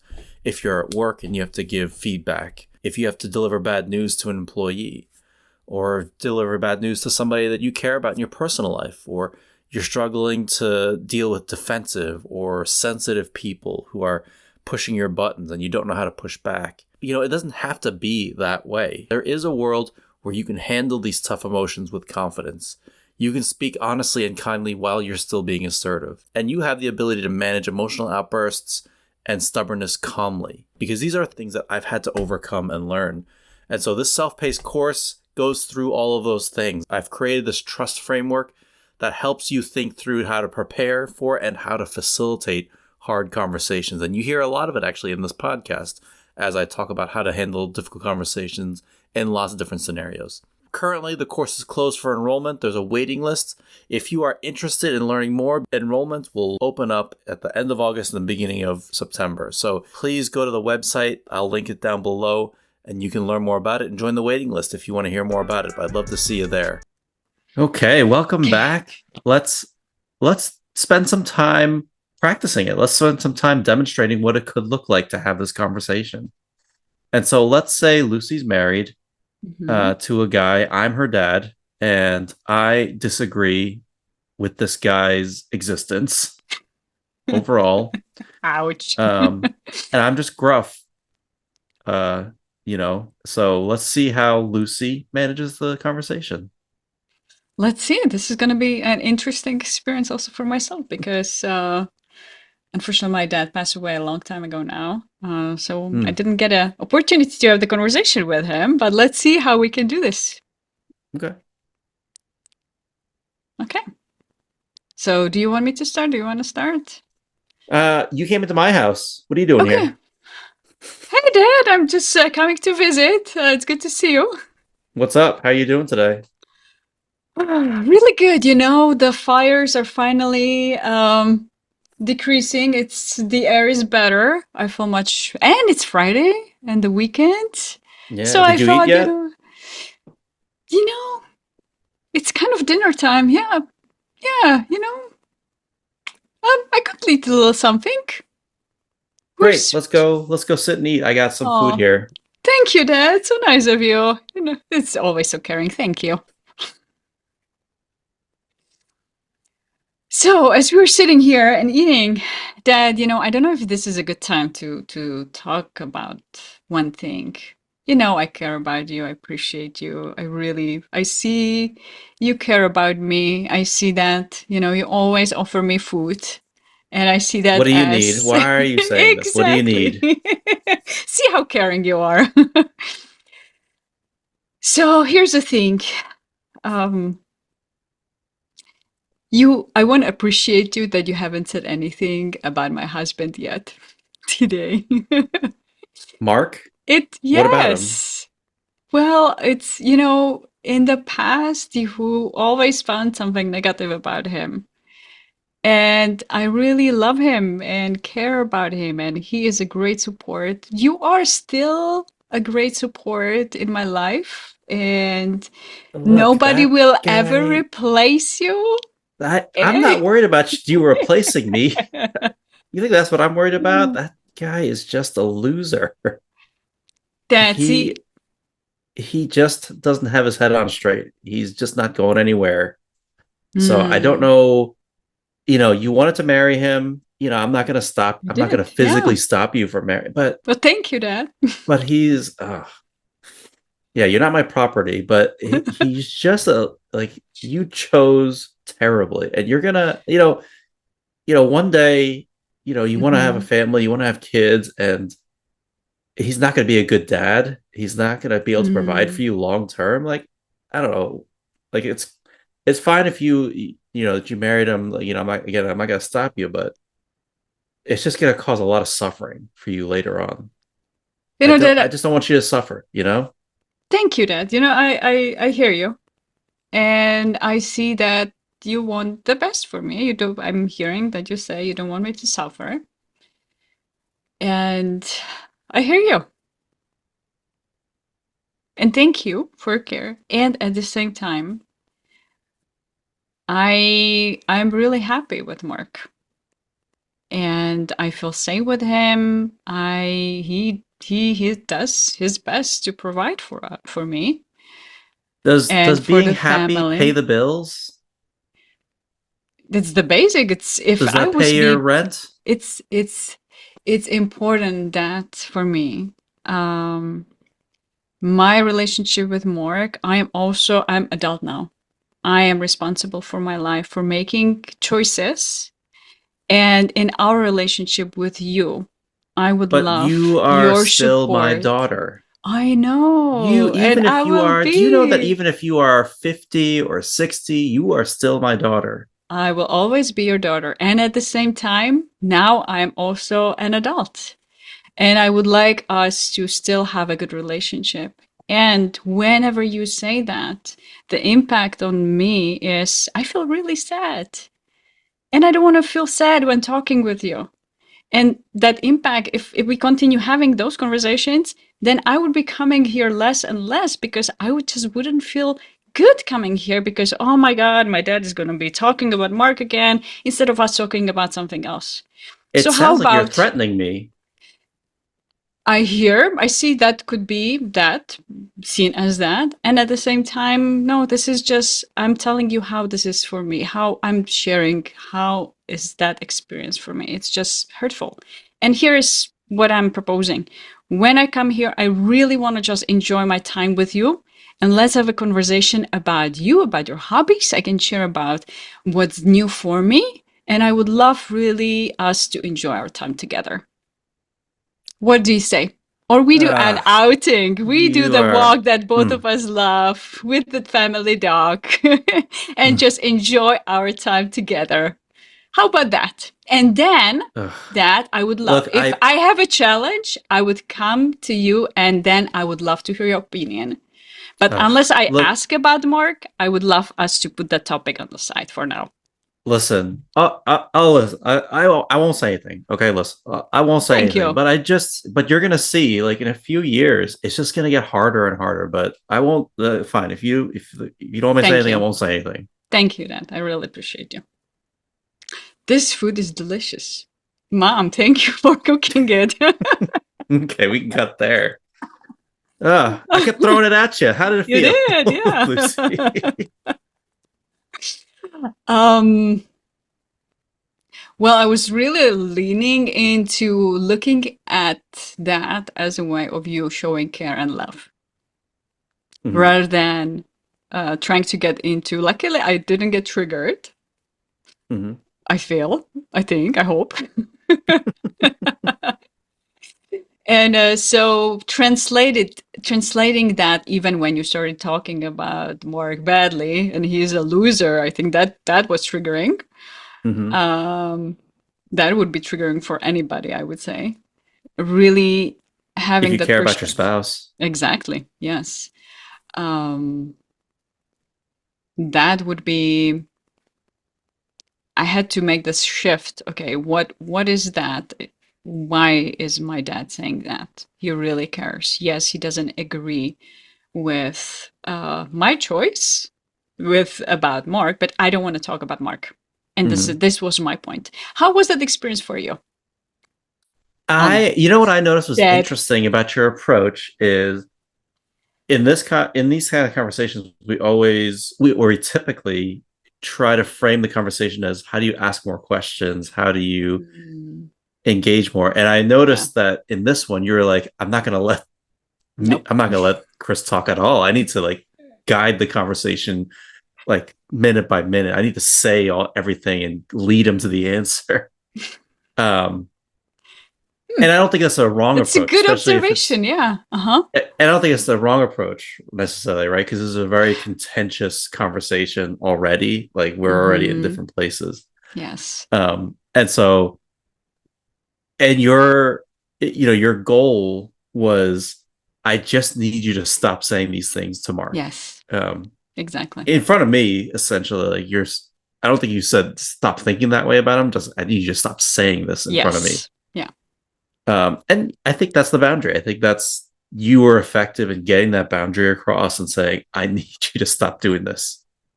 Um, is that a threat? Yes, it is a threat. Like if you keep saying this, I'm going to come around less. It is a threat, and I always think it's hard to balance that because you It do need is. to really say that boundary or set the expectation of like, hey, listen, I don't. It makes me upset to hear that, and I don't want to hear that. Yeah. You're bringing up a good point. Like, where's the distinction when I set a boundary, when it becomes a threat or when it becomes a blackmail, let's say? Blackmail, yeah. That's the if in the scenario you had kids, I would have said the word blackmail. Are you Mm. blackmailing me like that? I can't even see my own grandkids. Mm-hmm. And that could be so usually, and I would be curious, I'm curious about your perspective too. So for me, the distinction is that boundary meant to protect me, to protect my family, to protect my well being? If the answer is yes, then I would say no. This is uh, might not be a blackmail, not a threat. The other party might perceive it that way, and they might say you are blackmailing me, you are threatening me, because that's their way to push against that boundary. Mm-hmm. And they maybe know that if that person really is caring about being caring person, they don't want to threaten anybody, they don't want to blackmail anyone. So maybe in the Mm-hmm. past, whenever they used that technique, it worked and the person stopped setting boundaries. Yeah, yeah. So that could be one scenario when yes, the other person will tell you you blackmail them, you give them ultimatum, and actually that's just their way of, you know what, I don't like your boundary. And what does it say about them? Do they really care about how you feel, or they just care about what you do for them? And if you set Right, the right. boundary, they don't like it, and that's why they say you are giving me ultimatum. Yeah, yeah, yeah. A I think that's blackmail. a great point. You're right. I Mm-hmm. think that's a great distinction, and I think that's worth considering. Yeah, because I think some relationships are like that. They're getting more and more. Some relationships can get more and more toxic in that kind of interaction where I'm just kind of weaponizing this term so that you Yes, don't set a boundary. exactly. Yep. Yeah, so that's a good observation. Um, so I'll agree with that. I think that's fair, and I guess my approach would be Mm-hmm. just I would say, you know what, my bad, you're right. That sounded like a threat, and that's not my goal. like, how are we going to do this then? Because I don't like hearing that stuff. I don't want to hear that stuff, and I still want to Yeah. make sure we see each other. What are we going to do Yeah. about this then? That's a great I would put way. it back in Yeah. the other person's court and say, well, then you're right. I'm not going to I love argue with it. that. That it's blackmail or threatening. Like, because it sounds like that. You're probably right. I didn't mean to do that. What do you think we should do then? Because I don't like this. That's a great point. And I realized maybe your observation was very valid. I think my tendency, because I've had to set those very solid boundaries with some family members, people in my life, when I Yeah, said, no, I need to take care of me now, and we need to take a break from communication. Unless yeah, something really changes, I don't want to have that conversation. yeah. And so that has been some difficult choices that I had to make to really protect my own well-being and my space. Right. And so it seems like my default went there. Mm, This is, unless some things are gonna change, um, I need to protect my own well-being. yeah, Unless I'm yeah. really being hurt Yeah. and So my you boundary double is down. respected. Yes. You double down. You're like, no, actually, I'm going to threaten you even more now. You think that was a threat? I'm going to do even more. You say this again, I'm going to burn down your house. No. Um, yeah, that's the other thing I thought that was very interesting is Hmm. you throughout the entire conversation you were very, and like at the beginning it was very clear you were trying to think of how do I say this in the most diplomatic way, Hmm. and then you continued that theme of I'm just going to talk and guide him and force him through this conversation as we go through. That's a great observation. I think that's my own family patterns are coming up when I Mm, don't feel completely safe in that conversation. mm, Uh, I believe that would be my tendency to really, okay, let's focus on the minimum viable. What can I get out of this? yeah, Let's agree at least on some one thing that's manageable. Once we agree on that, and then we build up a little bit more trust and a little bit more ease. When we are both relaxed, then maybe we can start talking a little bit, opened up that conversation. yeah. But it's very hard to have the difficult conversations already from like a triggered and like not feeling safe, feeling attacked all the time. So then that I would be like, wonder. mm-hmm, Well, then I wonder if this conversation over dinner was, if it would have helped you more to even just have the conversation about, I want to change the way we communicate. Not mm, even about Mark. We're not going to talk about my makes husband. sense. Yep, And you just say, hey, listen, I want to communicate better with you. So I want to try these new things. What do you think? that's And a great setting the way. stage in that first conversation of how do we set these ground rules to be safe so that I feel safe in the conversation. But ultimately, how do we have a conversation where we're not yelling at each other or demeaning each other or people around us? That's a great way of putting it. And it reminds me, always it's easier to share that with my clients and ask them questions rather than, on the spot here. Um, Looking at what is really my challenge? What is the thing that's hurting me? Mm-hmm. Uh, is that just conversation about that spouse, or is that overall just the dynamics in our conversations that are Mm-hmm. happening? Mm-hmm. And so really being aware what kind of conversation about what do I want to have? What topic is should come first? Let's say if I paused and reflected, I would have figured, oh, you know what? Actually, anytime I come here, I always am a little bit what's going to happen. Maybe we should have the conversation about that first, rather than picking a specific example about other things. That one thing that can happen here. Mm-hmm. So really, that's part of that preparation. Really thinking, what is that? What are the things that are really bothering you about that communication, that relationship, and finding Mm-hmm. what is the first thing that needs to be addressed first. That would make the Mm-hmm. difference. Yeah, love that. So, fun fact also, Lucy, almost everything I said to you was things that my mom has said to me. Oh, So I hmm. was interested to see how you would respond Yes. to those things. I will say though, Yeah. she never say anything bad about my wife. She likes my wife. Ah, They get that's along very very sweet. well. Yes. So it's just about other decisions I made in my But life. sounds like you also had some difficult conversations there. How was it for you with your mom, your experience then? Um, a lot of yelling. I'll tell you that. Mm. There's a lot of yelling, which is why I think but like the yelling led to like progress. And so I think that's what I'm Oh. thinking about is like we yelled at each other, but we still made forward progress in how things would go moving forward. And um, yeah, do we have to yell about everything? Probably not. Like some of those conversations probably didn't need to be yelling, Mm. um, but we also made forward progress. And we even in the yelling, we never like yelled about each other, Oh. right? It was always like, my mom is this like very rational, logistical, like, hey, I'm always going to be your mom. 20 years from now, 30 years from now, I'm Yep. still going to be your mom. Yep. And like, you can't argue with that because they're technically you're True. right. Yeah. Yes, very true. Yes. um, so yeah, so that would just be a fun tidbit to throw those in to see how you responded. That was interesting, yeah. And sounds like in your family, more yelling was then the way, in a way, communication, or at least with your mom in that With least scenario. of my Yeah, just louder in general. I louder. think I Uh-huh. think louder, and I think that's why um in my family now with my wife and my kids, like my wife didn't grow up in a family of yelling or any Mm. punishment because they were generally good kids.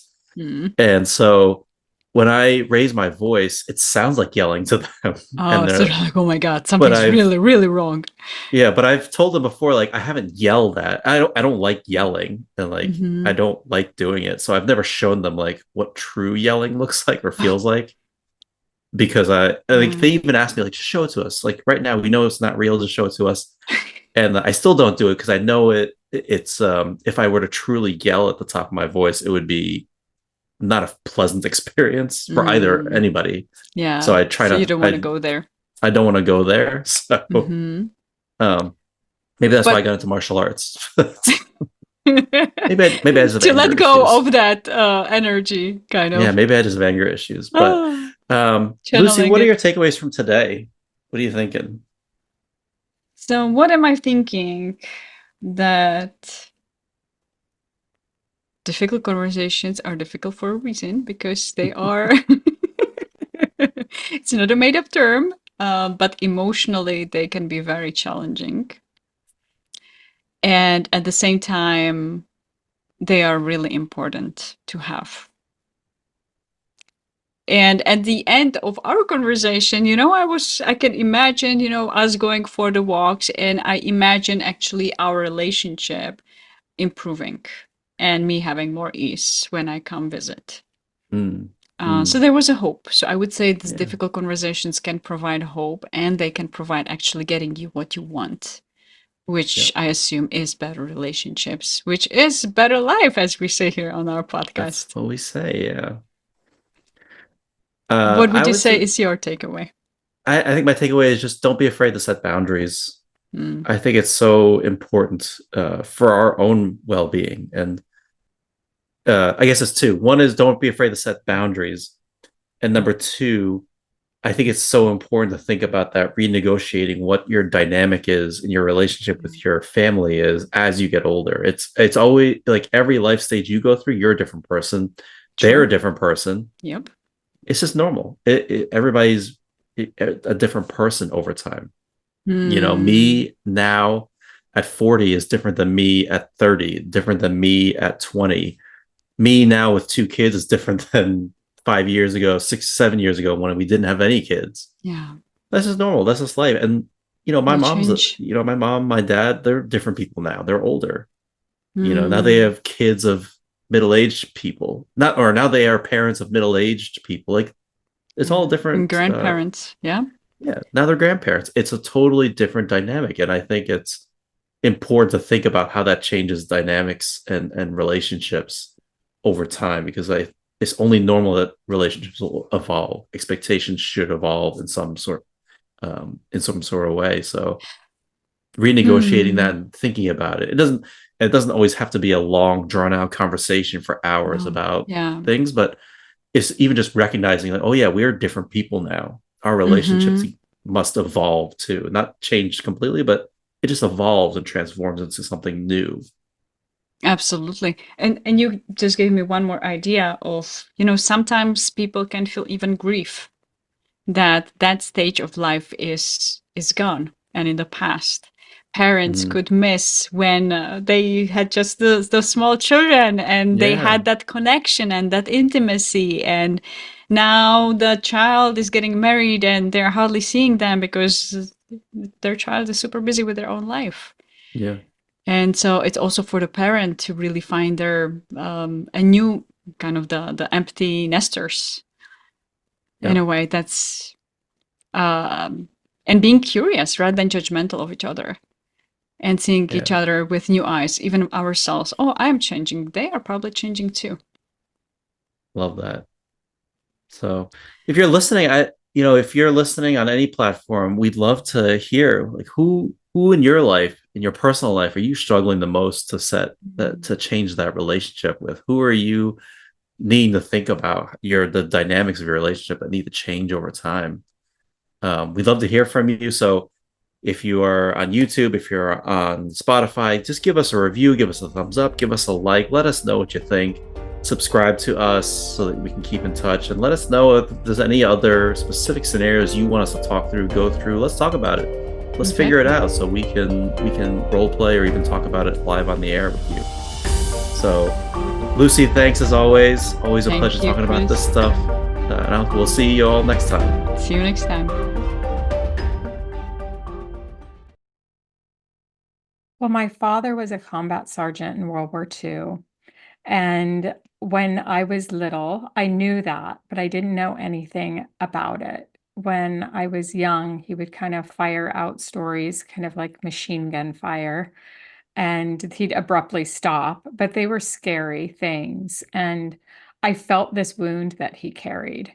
And he would not talk about it. My dad wouldn't talk about the past ever. Not 5 years ago, not 5 minutes ago. He was always moving forward. He didn't want to ruin the day by talking about anything in the past. And when he was 89, he came to visit me in Portland.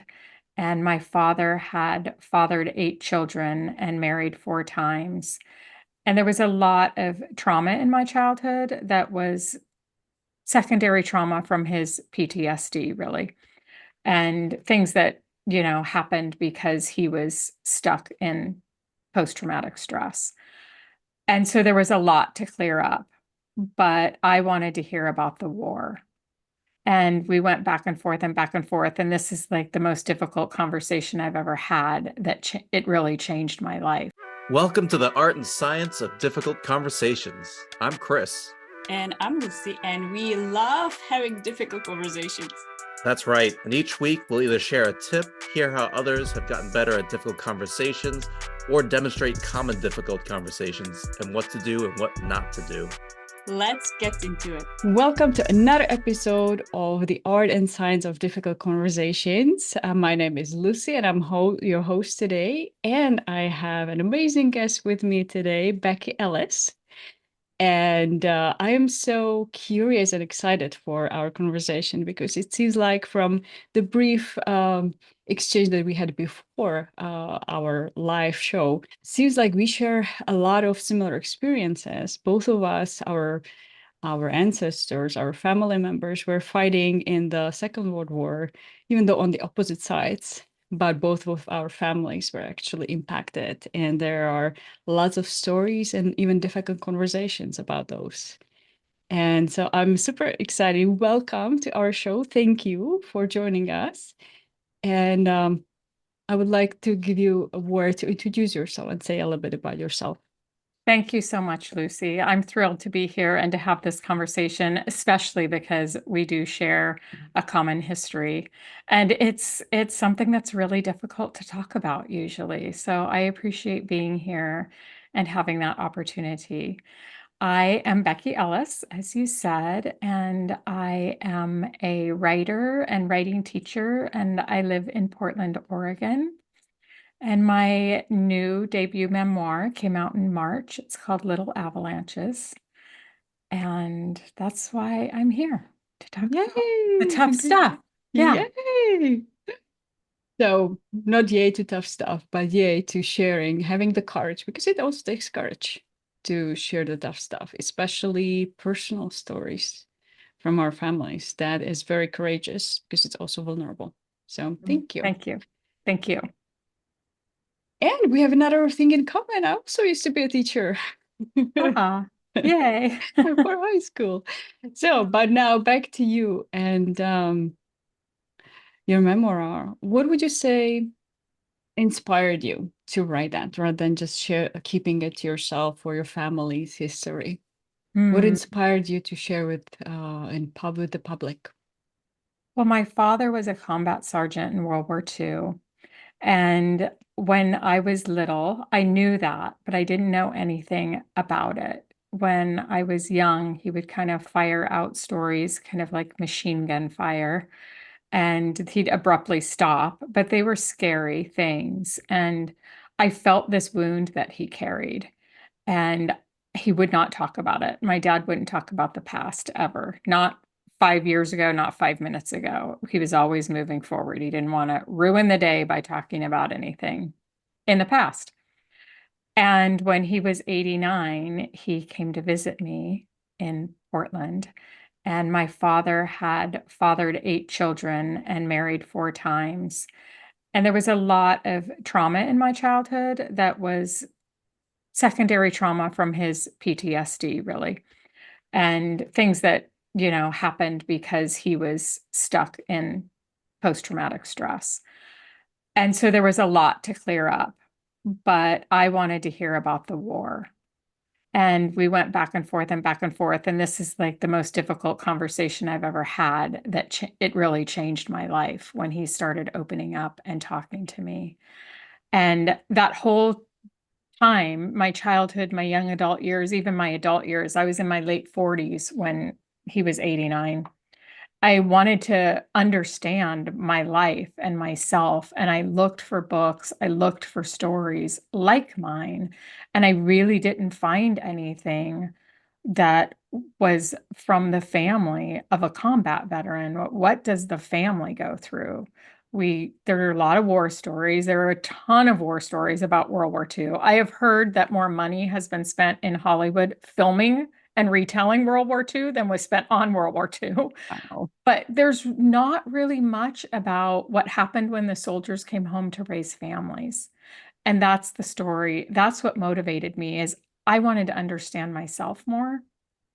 And so I wanted to tell my story. And then when my father started telling me his, I felt like I had this very precious gift that I also wanted to share with the world because his is a story of war without glory and what it's really like to be in the trenches, no matter what side you're on. Yeah. There are so many beautiful things I'm hearing in there. Really, the search for understanding the situation, the trauma, the pain. And sounds like understanding is the path to healing and feeling better. And That's Yeah, that's how it felt for me. I didn't really understand myself. I had tried to escape myself, basically, then because I didn't have a foundation for understanding. So I tried to get away from my childhood rather than to understand it. so additional kudos to you for having the courage to go back to your childhood, even Mm. in the memoir and retelling the stories. And I also love that you are showing another perspective of the war because sometimes it can be glorified. Um, and the victories celebrated. Unfortunately, even no matter whose side wins, there are always families suffering at the result. Both of our families were on the other sides, were suffering the consequences, no matter who won officially. So sharing that story, I think it's really important to have that really the real war. What's behind that? Absolutely. And I think we're experiencing that today with the Yeah. war that is in all of our minds right now is both. There are families and people on both sides that are suffering, and there are children suffering on both sides. And I think we all feel that, and I think that is what has really struck a nerve. And, with the zeitgeist right now is trying to hold this paradox of they're both both suffer. Both Absolutely. suffer. And so Mhm. in a way, victory actually, as a humanity, we maybe lose Yes. because there's so much suffering created through that Yes. victory or love or the war. Yes. Absolutely. Yeah. So almost redefining what victory means for humanity.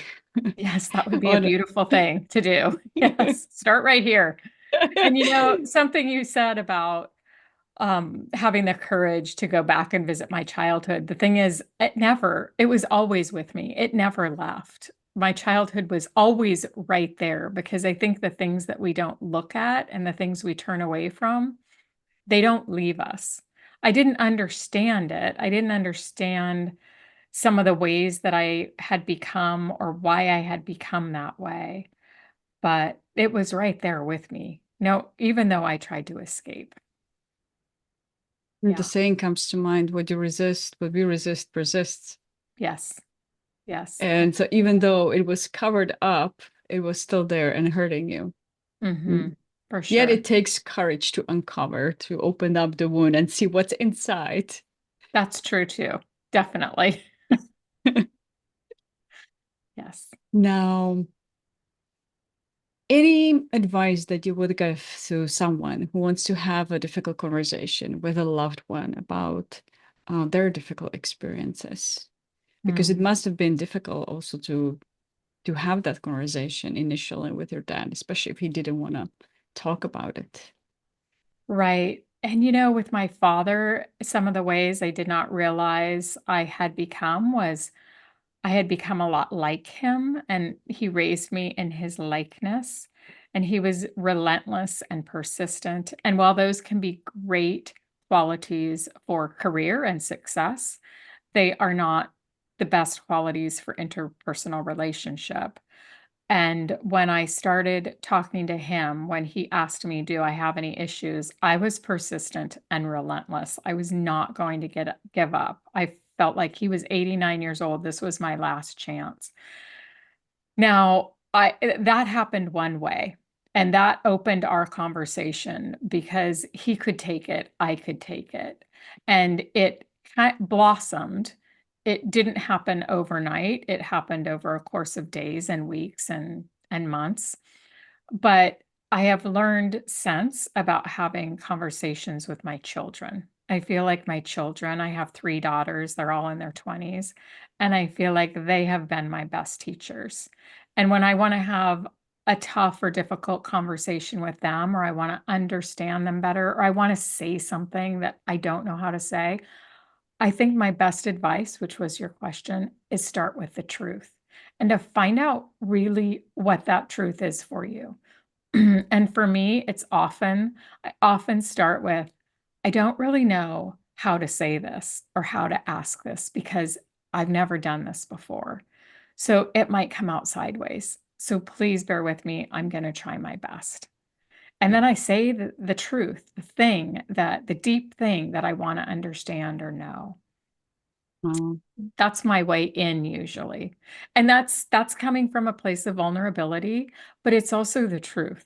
I don't always know exactly what to do. Yes, there are strategies. Yes, there are things we can do. We can get someone's buy-in. Do you have time to talk? We can pour a cup of tea. We can create the setting that's peaceful.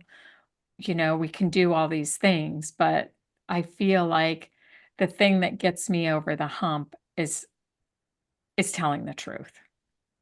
And that is vulnerable. But I feel like the truth is yes, almost always vulnerable.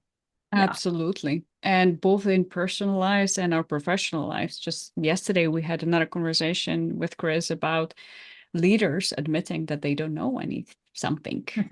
That it takes courage to admit that we don't know Yeah. and to be authentic. And what I'm hearing from you in these conversations, really the first step is just being vulnerable, being courageous, being authentic, and saying the truth, how things are for us. And could be saying, I'm really nervous and uncomfortable about this conversation. or I've never had this before, so I really don't know how to have this, but here, let's have this conversation if you're open. Right. And telling people to be authentic, it's hard for me because sometimes when people say that, I'm like, what? I am authentic. I'm just being myself. But we do have all these layers on us. Like we can be our authentic, strident, persistent, relentless, capable self. That's an authentic part of me too. But I can also be an soft, tender, kind person. That's an authentic part of me too. Right? So when Love that. people Yeah. tell me in all walks of life, just even in writing, just be authentic. It's so hard because we're so dynamic and our personalities are so dynamic and complex. So, well, what part of my authentic self is required for this moment is always what I'm wondering. So it's a hard thing, I think, for people to really understand. And my kids push back on that, Oh, authentic, I'm always authentic, you know? And it's true. I think in families, we tend to be the most authentic, but not always calling on the part of ourselves that are the most useful to us in that moment. And that is mm, why I try to go to the truth of the moment. And like you're saying with the CEOs, the truth of the moment is, I don't know what to do. My truth of the moment is usually, I don't really know how to say or ask this, but I'm going to try. And mm, that I'm going to try piece, I think, is where the courage comes in because absolutely. especially when we don't know what we're doing, it requires courage. Because in a Absolutely. society, we're taught we should be smart, we should know what we're doing, we should be in control. And it's okay to not know. I love how you're balancing these two different or multiple aspects of ourselves. And at the beginning, you've mentioned that you wanted to understand yourself, your life. And it seems like that being authentic can be sometimes even triggering because also it can have a different connotations. Or what does it mean to be authentic? Because I have so many different layers of myself or aspects of myself, but that could be completely different, yet still I am being truth to myself. And I'm also hearing with the kids sometimes if they're being authentic, but let's say they're being rude instead being really authentic. Um, and it could Sometimes be it is. then it could be how do we define what is the truth, what is the authenticity? And I wonder because I have the background in emotional intelligence, looking at how do we respond? Do we respond from our fears? Do we respond and talk with others out of our trauma? Or do we respond from the place of care, loving, empathy for somebody else? Right. And so And maybe that, go ahead. yeah, the thing that really opened up for me when I was talking to my father was that he reached a point in his story, in his recounting of World War II and his experience and my father was on the battlefield for 172 consecutive days. He was a night fighter and he was a rifleman, and his unit had a 300% casualty rate. Ouch. So he saw a lot of death and casualty. And so he reached a point in his story that was so horrible. There were a lot of horrible, horrible things, but he reached a point that was so unimaginable to me. I really saw him for the first time without my expectations and desires for who I wanted him to be or who I needed him to be. I saw him completely separate from myself. And I think that if we are able to drop our expectations and our desires, which is really hard to do with our parents and our partners and our children and people we work for, people we need something from, it's really hard to do. But if we can do that and come from that place of letting go of that and just really trying to understand, I think for me, that is the place that I am most effective, whatever that authentic self in me is. That is where I feel like I also feel like that's where healing also happens, is when we drop what we need and really feel into the other person. So it sounds like it's not just understanding of yourself, what happened on a deeper level, through that process, but also really seeing your father in a different light too, and Yes. understanding also him on a different level through those conversations about his past that's connecting to your past. Yes. And when we have, when we're going into a tough conversation, no matter who it's with, I think that we want to understand something. That's why we need to talk to the person, right? I don't think we're trying to educate them with something. If it's a conversation, it's a back and forth. And I think that bottom line is we really want to understand something to have more information to better inform us, whether it's emotional intelligence or whatever that is. And I think that if we stay curious and come from that place of deep curiosity and openness and let go of what we think and really listen from that place of curiosity, that is very useful. I love that. And when we are curious and open, sounds like we really don't judge or blame, because we probably cannot be open when we judge. Some people might say, but my family member, yes, they had trauma in their past, but look at what they did to me. And they feel victimized, they feel angry at their parents or family member that did horrible things, even though they had their own trauma. Was it something that you felt kind of resentment, anger, upset at some point? And if so, what did you do that to make that switch to the openness, curiosity? I wonder if there was any forgiveness. Well, it's interesting. I think I felt every emotion you can imagine toward my father except empathy. I never really empathized with him. And I think that's where a lot of us get stuck when we have experienced trauma. And I also want to say some people aren't safe to talk to. And some people have experienced such horrible trauma that their people they've been victimized by aren't safe. And so that's a whole different situation. And that I think we need to be really mindful of that as well. But for when it is safe, even if it doesn't feel necessarily very emotionally safe, because my father never really felt like an emotionally safe person because he was so unpredictable. So I will say that. But like I said, I feel like I felt every emotion toward him except empathy. And it wasn't until I was able to really see him and understand him that I was flooded with empathy.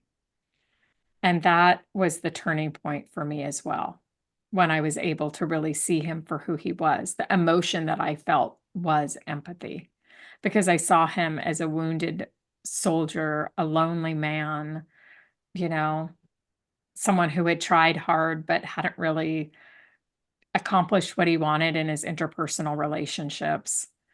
And I have empathy for that. Thank you for sharing that, your truth with authenticity, because I think a lot of people can resonate with that. And I'm hearing the additional courage that even then you still didn't feel safe emotionally because you had so many times in the past where it was unpredictable, it was dangerous, you were scared. Right. And I had guarded myself against that. And Mhm. that's, initially I said it wasn't overnight. It wasn't overnight that I opened up and was, warm and welcoming. And I started taking it in and I started excavating and I started making connections to, oh, my father had, men replaced in his unit three times, all of them three times. Maybe that's why he replaced his wives so often. Maybe that's why he couldn't have, emotional intimacy. Maybe that's why his attachment style was abandonment. Not that that's an attachment style, but my father abandoned his first three kids. Now Ouch. their story is different than mine. Their experience with my father is different than mine. And so I really feel like it takes time. It takes time to let our to put that armor down, to start developing the ability to be vulnerable and the ability to show up and really take it in. It didn't happen immediately that I felt empathy for my father. It was over the course of months where he got to this point in his story, and he was offering me something. He was becoming vulnerable with me before I would become vulnerable with him. You know, when he said, "Do you have any issues?" He wanted to hear from me, and I turned it on him. Well, I want to hear from you first. And that's really because he wasn't a safe person to share my vulnerability with, right? So that's why I'm saying that conversation, it was tough. And I do outline it in my book to show this was a hard conversation and this is how it went back and forth. But I needed him to offer vulnerability before I could get there with him because of our past. Mm. So that's how it worked for me. And I think the thing about difficult conversations is that they're all so different and they all are so complex and have these different twists and turns, and there's no one magic formula or we wouldn't be needing to talk about it. Exactly. True. So when we look at what made these conversations difficult, sound like there were many things that made it difficult. Can you remember one specific conversation when it was really, really difficult, if you're comfortable sharing? Well, my father, as you know, as he started opening up, I started asking questions. Oh, is this why you married this many times? Is this that? And I wanted to understand more about my childhood. So I started asking him kind of pointed questions about, so why was it you made me get my teeth drilled without Novocaine? Or why was it that, you took my brother and sister and I to a nude beach when we were like 9, 10 years old and put us in the situations that you put us in. And my father really pushed back against that. He really pushed back against, I said, were you controlling of us? Because, and he was very controlling. And so one conversation was, Dad, were you so controlling of us because you felt like you had to be in control for survival? And is that what you learned in the war, to be in control? And his response was, I was not controlling. And anybody that knows Mm. my father, first characteristic, controlling, Wow. But he Yeah. said, I was not controlling. You kids had the run of the show. You had the time of your lives as kids. It was fun, you know you had a privileged life, blah, blah, blah. And, that was tough to try to get him to see, well, it didn't feel that way to me. And so his pushback of, are you crazy? You had the time of your lives.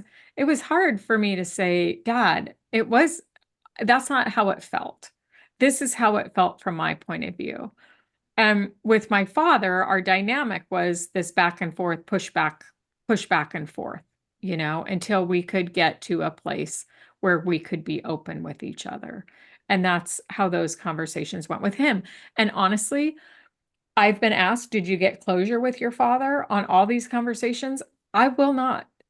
I will say I did not get closure on many of them. We didn't end up seeing eye to eye on many things. He still believes I had a fantastic childhood, you know, or he did believe. He passed away 3 years ago, but he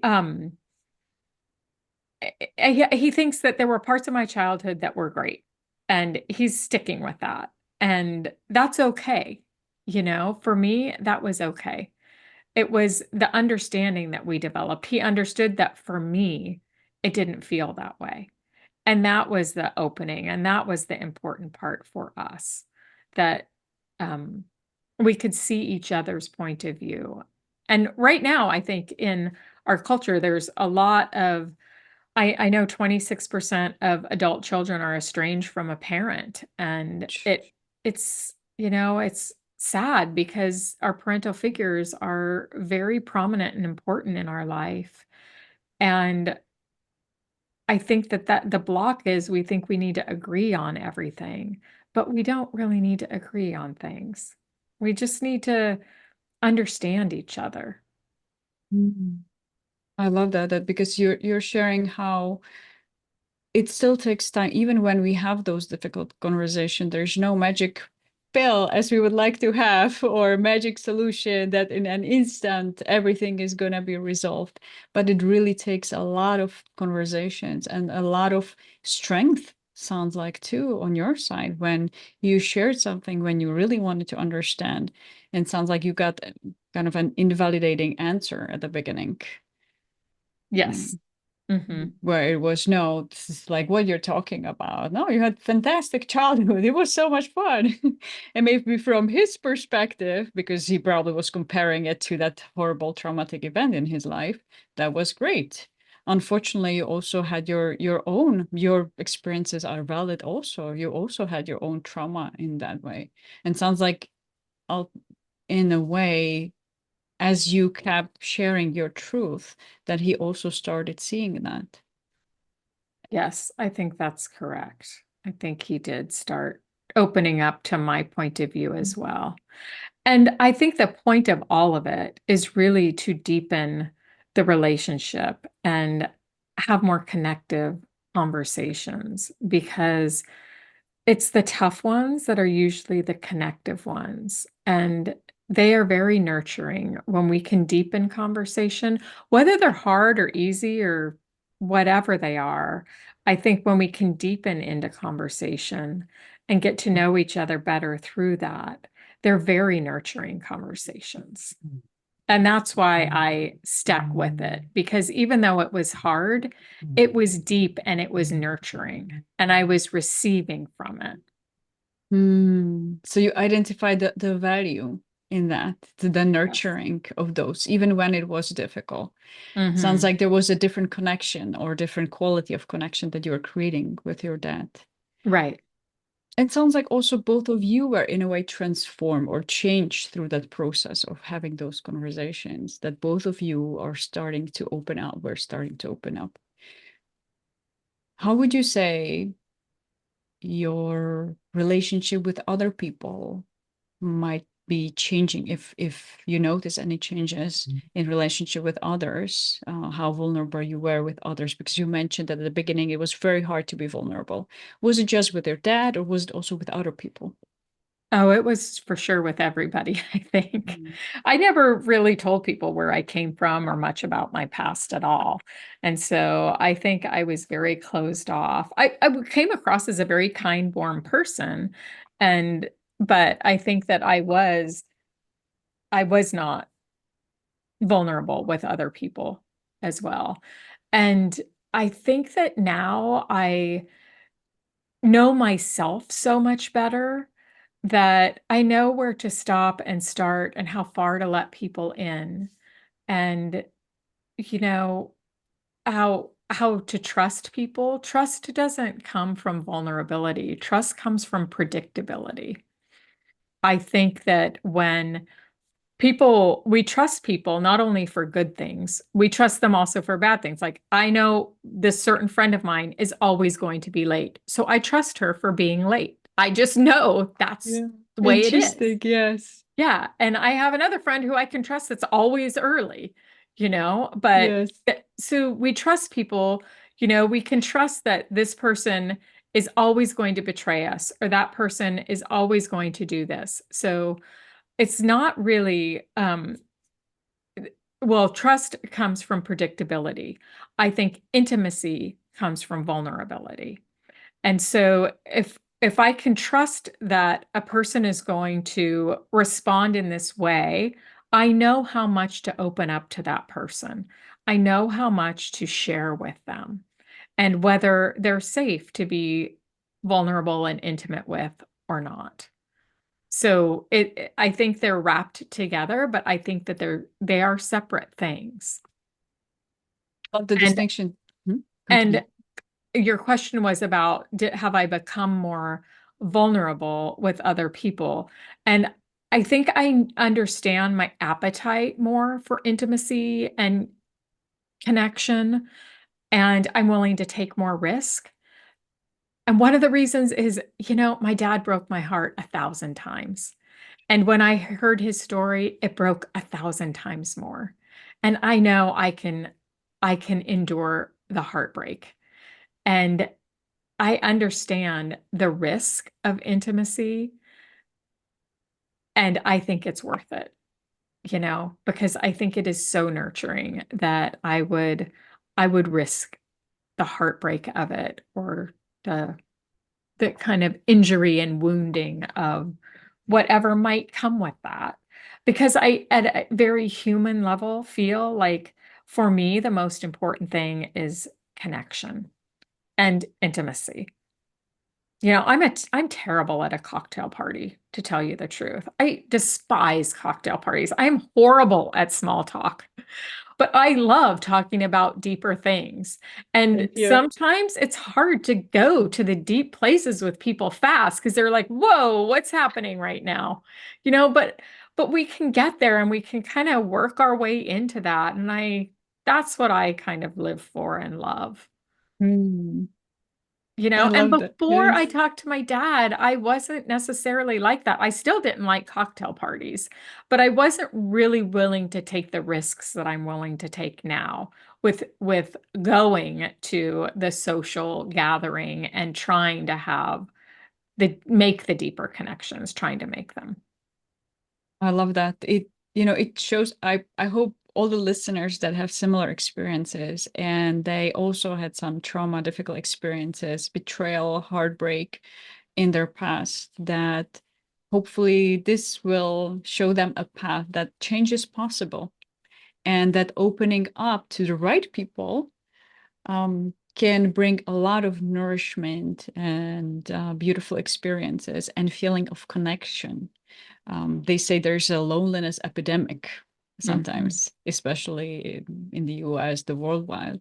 Um, Also with the social media, kind of us presenting the not completely the truth in how we look in the morning, how we look half asleep, but especially for women, right? How we look with makeup on, at our best self.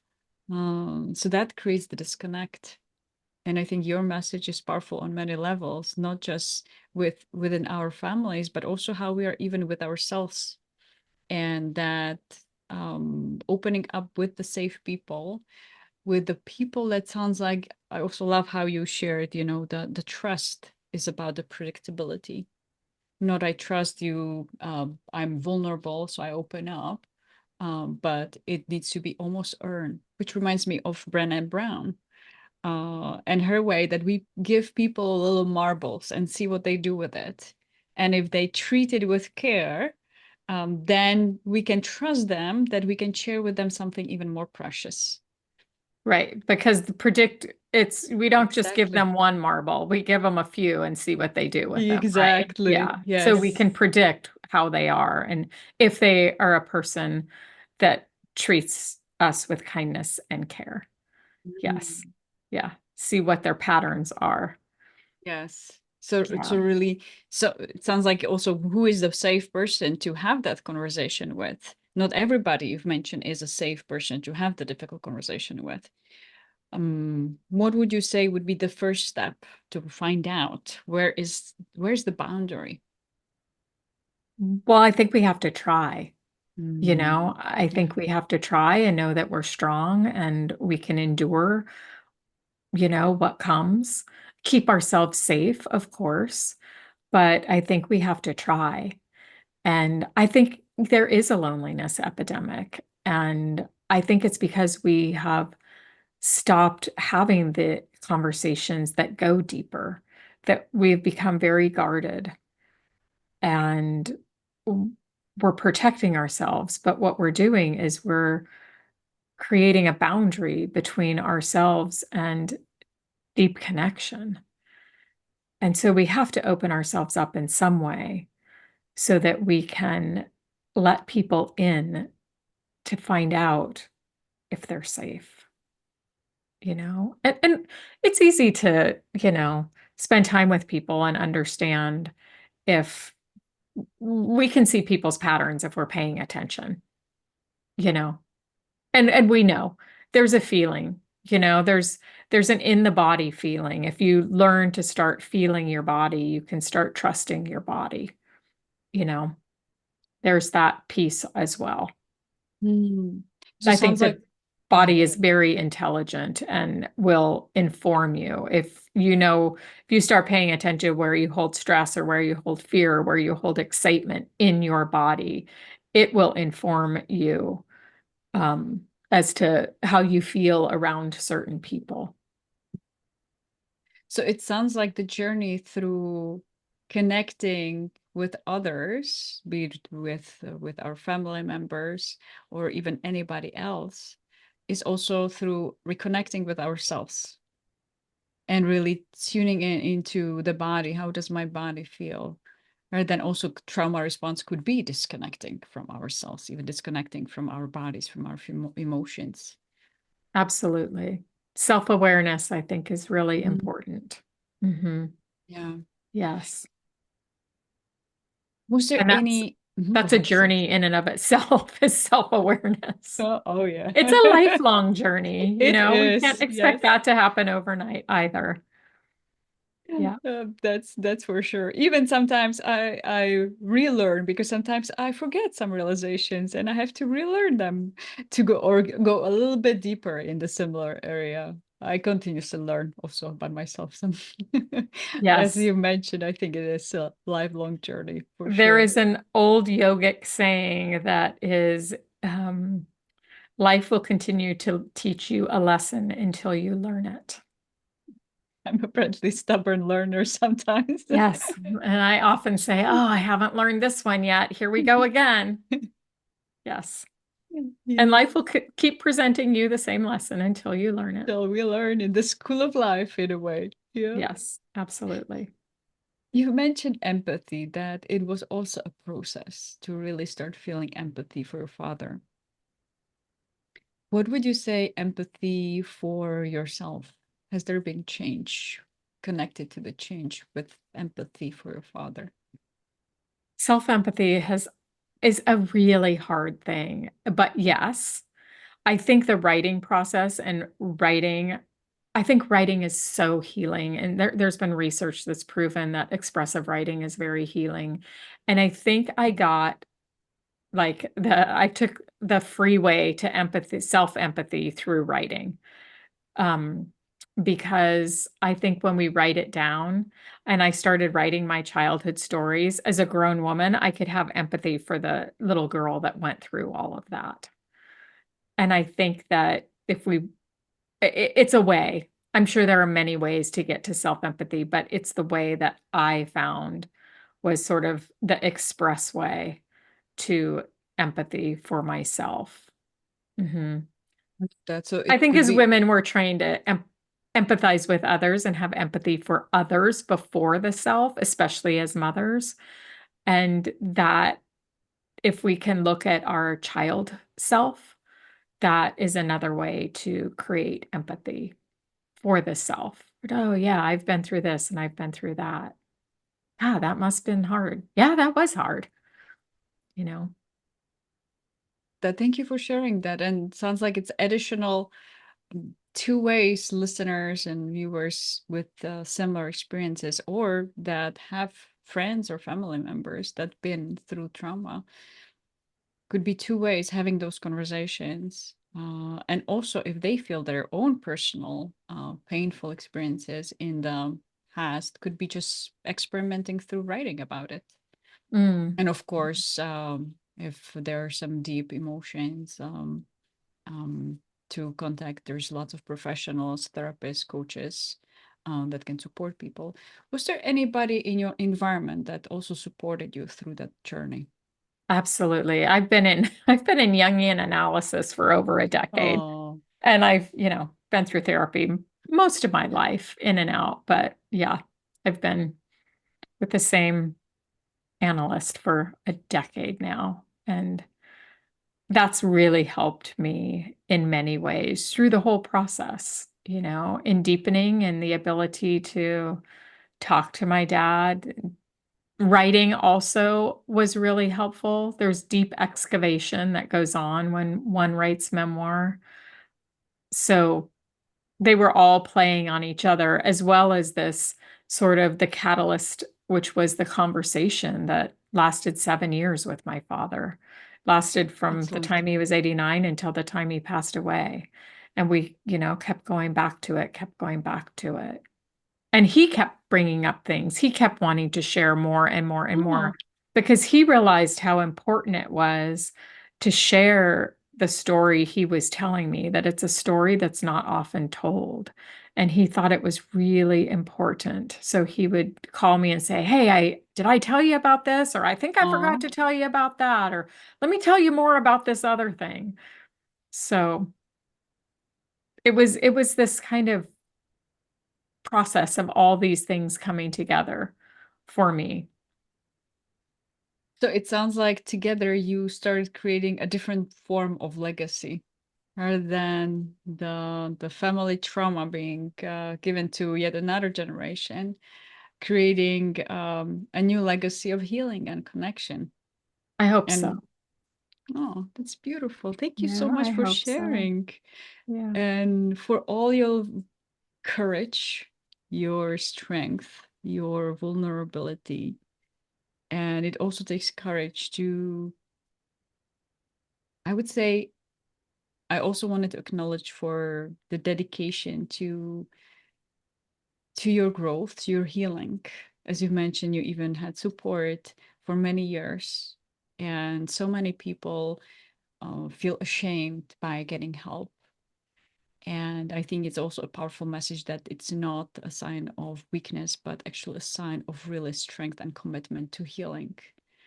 And not just for ourselves, but also for everybody that we interact with, especially with our family members. As you've mentioned, you even change the communication with your daughters. Right. Um, Yeah, there's definitely a stigma about needing help, especially in the veteran community, because they're trained to be somewhat indestructible and fierce. And there is a big stigma there. And I hope that we can somehow remove or work to remove that stigma because we all need help. We're all humans and we're here together.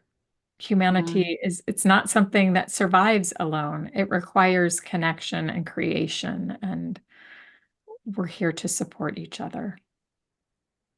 Thank you for all your contribution to the humanity and hopefully elevating us in on the emotional level rather than the I usually say, we don't need more artificial intelligence. Maybe we need to have another revolution in the emotional intelligence I and love being that. and being able to deal and navigate with our own emotions, being able to have empathy rather than judgment for the other, for family member or for another nation. Right. What could our world look like if we took that work on ourselves and did that personal work of self-awareness and then empathy? I always say that, when people, this question about what's your book about in one word or one sentence, and, the big idea of my work is empathy. And I do want to live in a world where we feel safe enough, where we can share our deeper selves with each other and we can feel empathy for others and for ourselves. And that is really the big idea that I get behind and that I want to encourage and support in the world for sure. That what a beautiful message. How people, when they want to read your book, more about you, how they can reach you. I think the best way is beckyellis.net, BECKYELLIS.net. And they can reach me. There's a connect tab. That's my website. There's a connect tab there. And on that page of my website, there is I think it's called 10 tips for deeper connecting conversations or Hmm. something like that. So some of the things we talked about Mhm. today are there. And I also just started a newsletter called Kitchen Table Conversations. And I you sign can up. find that there. Thank you. And it's really about, it's interesting. I've been on book tour for 6 months, and I just recently realized what people really want to talk about is how to talk, how to have these deep conversations. And it took a lot of readers asking me the same conversation. How did you get your father to talk? My mother only wants to talk about the broken furnace. How did you get him to open up? I thought, oh, that's the thing. So I've started a newsletter where I share, the messy, complicated, sometimes funny conversations that happen. Fantastic. So So that's everybody, yeah. that's where people can find me. Oh, yay. Thank you. So lots of resources sounds like for anybody that wants to have those difficult conversation in this specific area with family members. There is resource for that. So thank you so much for doing your work, for contributing, for creating a new way of new legacy. And for also sharing this on our podcast. Any last word that you would want to share? Well, I'd like to thank you for having me and for doing the work you do in the world as well. Thank you. Thank you so much. Well, I will share all the links under our podcast so everybody can access you. Also link to your newsletter. And again, thank you so much. And I will hear all of you and see you next time. Thank you, Lucy.